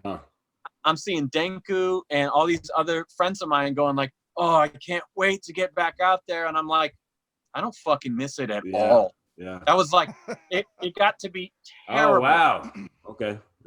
Yeah. I get that, I guess. Yeah. Yeah. I mean, if you read this shit in like, I'll give you a good example. Oh, I will. I'm not gonna lie. I might wait till the audiobook, because I'm one of those people that love audiobooks. So it's one of the reasons I started the podcast. But I will order the book as soon as I can. Promise that. But I'll probably actually listen to it as a. So my tour mate from The Illusionist, Evan, or bandmate. Shout out to him. Peace out, bro. First 6 tours together, and so I gave him a copy of it the day I gave it to my mom, and I you know, I was like, I appreciate you. I couldn't have done this without you, you know. And I was talking to him this morning, like, so what do you think about the book and about like the chapters after you? Because we talked a little bit about our stuff, you know, that he was there for, but he's like, I'm just sorry that it went so badly after that. I didn't know, you know. And he got a different perspective from some disagreements y'all had, or some differences or something like that. Well, no, not that, but just like when our group kind of split and I started doing more solo tours or with other groups, you know, he wasn't there, and so he's reading how bad the tours are getting. Oh yeah. Fuck, yeah. When he wasn't like necessarily there to get, and so you know, it was definitely a gradual acceptance, and it's really hard for me if I really examine it or really talk about it, because, you know, not really on some level, but on the biggest level, the only goal I've ever had for myself was to be a professional musician. And sure, yes, I get paid for it, so I am a professional musician, but and I do file taxes for that too. Right. So sure, I'm legit. Yeah. But I'm in customer fucking service for 17 years or some shit, right? And so this is, in my eyes, the journey I've always been on. This is a massive failure, and that's very hard. And so for me to make this decision and for it to coincide with me finishing this book that I've, again, been working on a long time, at least I can celebrate it in this way and commemorate it. And again, like, you know, we're not going to hang out unless we're making a record. It's like, well, I'm not going to just walk away from this shit without having something to show for it. So at least I got the book. And, you know, who knows? If there's an opportunity later, you know, you hear about people like, you know, again, I'm Batman guy, like Gal Gadot was quitting acting. She took one last audition and became Wonder Woman, right? Or like, there's a lot of stories like that, bro. And what I say to you before we go further, and this might be a place to end it, I don't know, or where more we talk about, but one thing about it is, I guess if you were to look at the numbers wise in terms of profit, okay, in my estimation, from what I know, I don't know your story, you know it better than me, but I wouldn't say it's a massive failure. I say if you start a business and also it's part of your passion, and I don't mean to say that in cliche with the show, I'm just saying, then there's also all these experiences that you had that there's a lot of 90% of the rappers any three of us know would fucking envy to do. You know what I mean? And the different things you've done, the stories you've told us that are priceless with people that aren't here anymore. You understand what I'm saying? And like, so you got to look at that as profit. And if you look at that as profit, then I think what you think you lost in dollars as a business, I totally understand, massive failure, but not at all, man. It's a above average success for most lives. You know what I'm saying? Because you did do what you loved and you did it. This is like, to me, this is what this show is about. And I'm glad you said it like that. So I could say that because I think you believe that in your heart of hearts. I think on the back end, obviously, you're going to be like, damn, you know, I lost a lot of money. What was I doing? Trust me, I get all of that. You know what I'm saying? Like, you know, in the past and the time you've spent. But nah, man, you got priceless shit. I mean, trust me, there's a lot of MCs that would look at your story and be like, that's what I'm trying to do. You know what I'm saying? And so I just wanted to say that, man. You know what I'm saying? Because I believe that wholeheartedly. You know? I mean, and it's the thing of like, you know, on a different day, you'll have a different perspective on how you're feeling about it. Yeah. You know, and some days, just the fact that I have to clock in and make believe, I feel like a worthless piece of shit. But I get it. But other days, I'm able to look at that in perspective. And, you know, like if you walk into my living room, when you open the door, the whole wall is framed posters of all of those tours. And that is a reminder to me when I beat myself up about it. That's like, look what we built, okay? Hell yeah. And remember those relationships and those experiences. Yep. And I'm making off that best music of my life consistently and like creatively, it's the biggest win ever is having all this experience that I can draw on. But and you wrote a book because of it, man. Yeah. So I mean, where we at right now? So you should be, hey. You know? Yeah, man. Salute to you, man. It sounds incredible. You know, I want to read it. And, I'm sorry. I was just saying, this does feel great. I mean, it does. Yeah. It never gets old opening a new box of your CDs and popping it in for the first time. But like, this is rare. You know. Yeah. And I have writing aspirations, so trust me, I aspire to have what you have in your hands right now. You know what I'm saying? Good. I hope you do. And never mentioned the subtitle, but How to Ruin Your Life: The Daily Grind of a DIY Tour. Because that's what it's about. It's written like, you know, back in the day when we used to have, before social media, we had like Live Journal, or you had like an Angel Fire website. I'm talking like 2001, you know? Okay. And so we would blog about our show that night, you know, in a little show diary. And so this is kind of like a compendium of like me going through and retelling all those moments and condensing a decade's worth of shit into like a readable story, you know? So it's pretty cool to have. And even reading it now, there's shit I forgot about just from the time I wrote it. Yeah. No, that's awesome though. That's not the first time we've had, you know, people do some dope ass shit and forget what they did because it's so dope and they did it so quick that they're like, oh, I forgot what I did there. Not the first time. It's a beautiful thing about this podcast. We have very creative people, and the methods which that goes by is dope to me. It's been a great episode. I don't know if unless we have more questions or whatever. I mean, should we can kind of close out. Should we play the song? That's right. The acoustic. My fault. I'm sorry. Shit, I forgot all about that one. Let's go. I'm not in a rush. I'm just trying, checking. So I guess before we wrap, so the other CD that comes with it is my acoustic covers. It's Stolen Songs 4, and it's funny because you think about, like, if I'm doing cover songs, I should probably release the song that's the best known from the ones that I chose. But for me, I decided to release as the single this song written by this Portland, Oregon punk band that I'm friends with that gave us some of our first shows, and that's dope. Wrote this beautiful tribute to kind of when they basically stopped or severely slowed down their career. Okay. And I thought it was just so appropriate lyrically that instead of making the easy choice, I was just gonna give some love to my friends and sing their song. So this song is by 800 Octane. I'm sorry. What is their name again? The band is called 800 Octane. 800 Octane. All right, right on. Yeah, good stuff. I'm actually looking forward to it. Let's go. I heard a little earlier, but yeah. And this one's loud, so yeah, keep it a little lower if you can. Where will I be when the smoke all clears? Will we still enjoy the driving? Will we laugh the whole way home? Will I still love the feeling that comes from playing shows?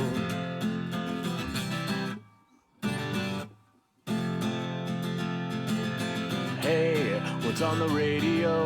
Styles always come and go, but I'm still here doing the only thing I know. Gotta work after driving. I like it. Your boss says, Sam, you're looking tired. What you do this for if you're not getting signed? And I said, I have done my time. No one can say I never tried. And I need something to believe in, so I raise my glass to you, saying thank you for supporting what we do. I've always held on to a dream, and it tastes so sweet. I close my eyes and drift off into sleep. Starts with my friends and I, traveling around the countryside. Then I realize this has come to be. I have done my time. No one can say I never tried, and I need something to believe in, so I raise my glass to you, saying thank you for supporting what we do. I know that there might come a day, well, I will not have time to drive around and play. But until that moment comes, I'll be doing things my way. And I would like to take this time to say I will remember these days long after times when I'm old and gray. And if somebody ever asks me what this time was like, I'll just smile and say the best years of my life. I have done That's my a good song, time. man. No one can say I never tried, and these have been the best years of my life. Yeah, it's funny that you found it that fitting, man. Like, I mean, I could see you writing it. You know what I mean? And you said it was your friend. And what did he say? Oh, I'm sorry. They said it better than I could, Yeah, so you said you were friends with him. How honored was he when you yo, can I use your song like that? I've actually covered on Stolen Songs 3, like probably 7 or 8 years ago. Okay. I covered one of their actual punk songs on that record, and they're just the coolest guys. It's like you know, you grow up as you're a teenager playing the shows with these dudes in their 20s who, you know, you first meet them when they're coming through on tour and you know, like they're living what you want to be doing with your life. And, you know, over the years, as they slowed down and I ramped up, like they would come out to see me in Portland sometimes. And it was just cool. like real reciprocal respect, you know, it was great. Yeah. That's awesome, man. That's dope. Yeah, I love it. I like that a lot, actually. I mean, there's also some, you know, some comedy in there a little bit, and, you know, but it was still it was sentimental, you know what I'm saying, on to how you feel about, you know, doing the shows. Yeah, he's a great Dave Chaney is the singer of the band. He's a great lyricist. Okay. Yeah. Dope. You got anything else? No, I like the song a lot. It's definitely dope.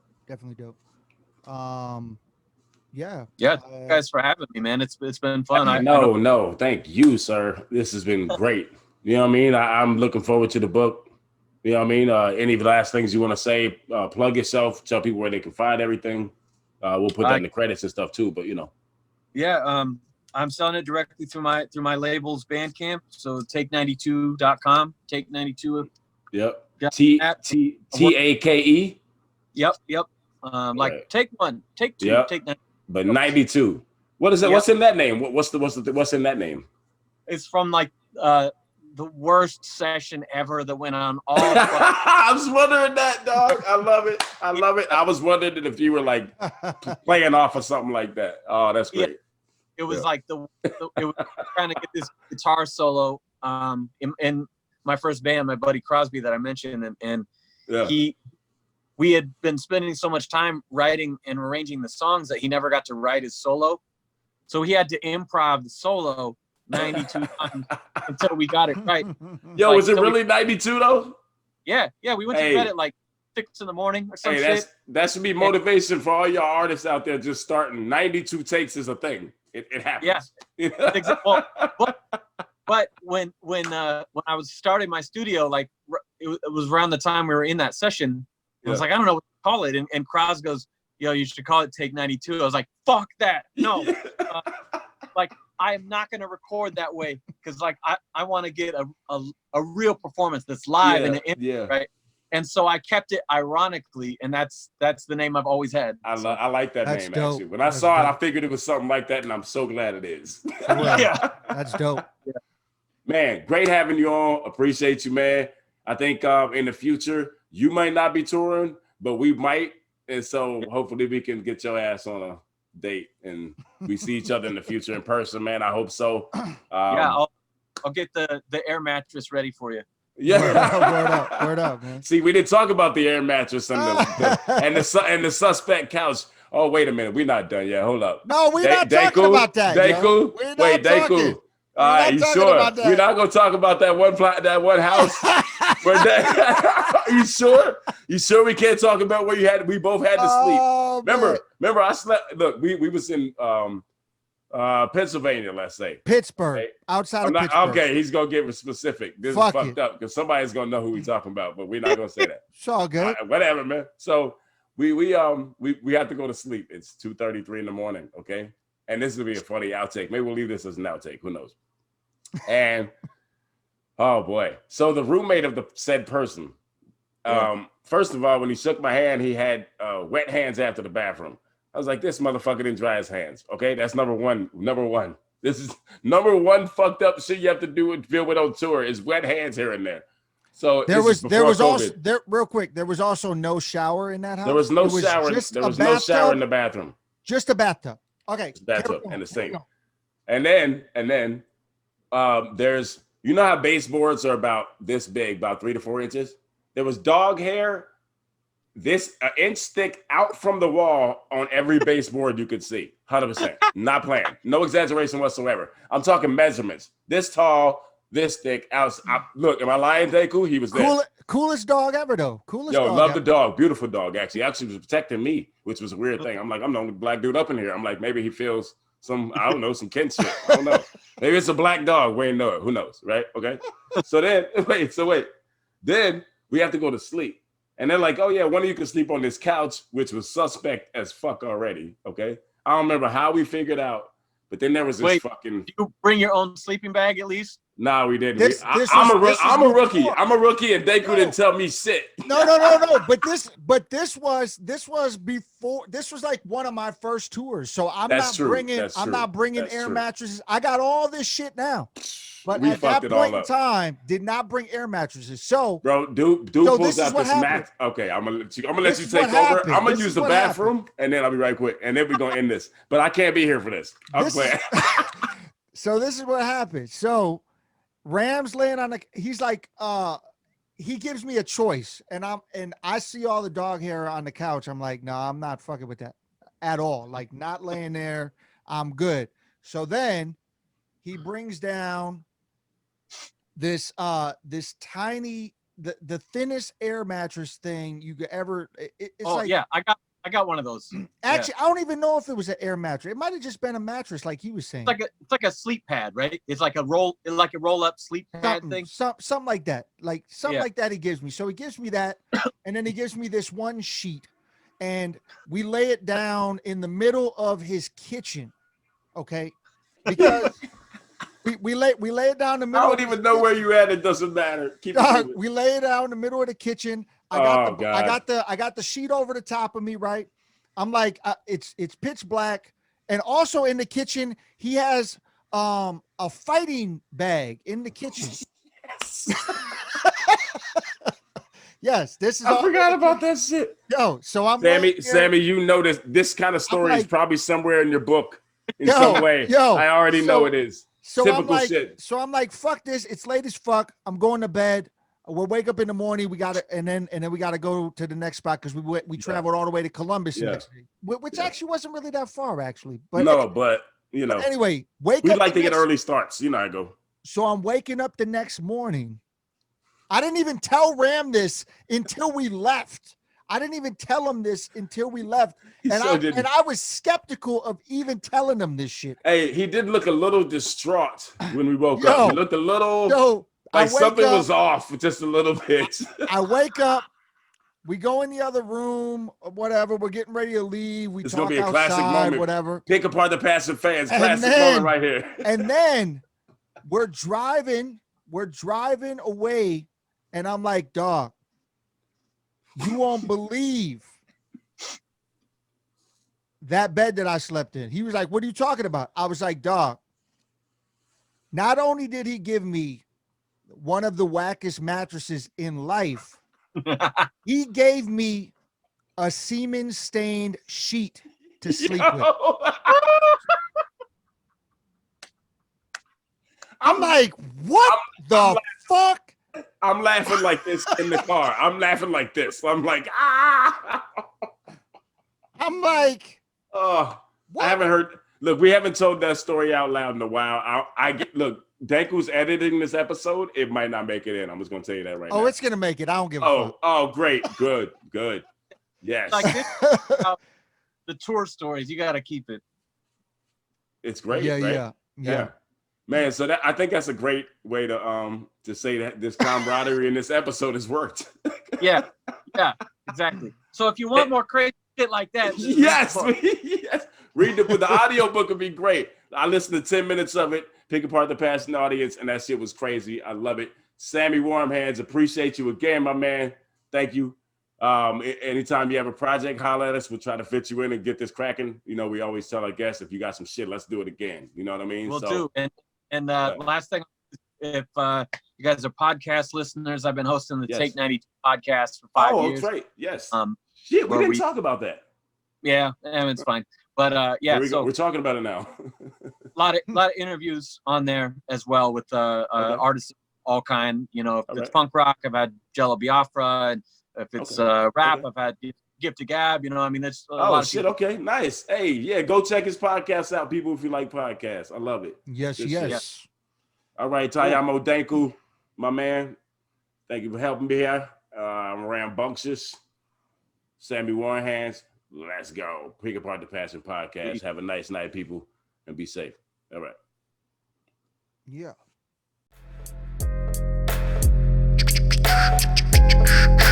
Pick apart the passion. Pick apart the passion. The passion.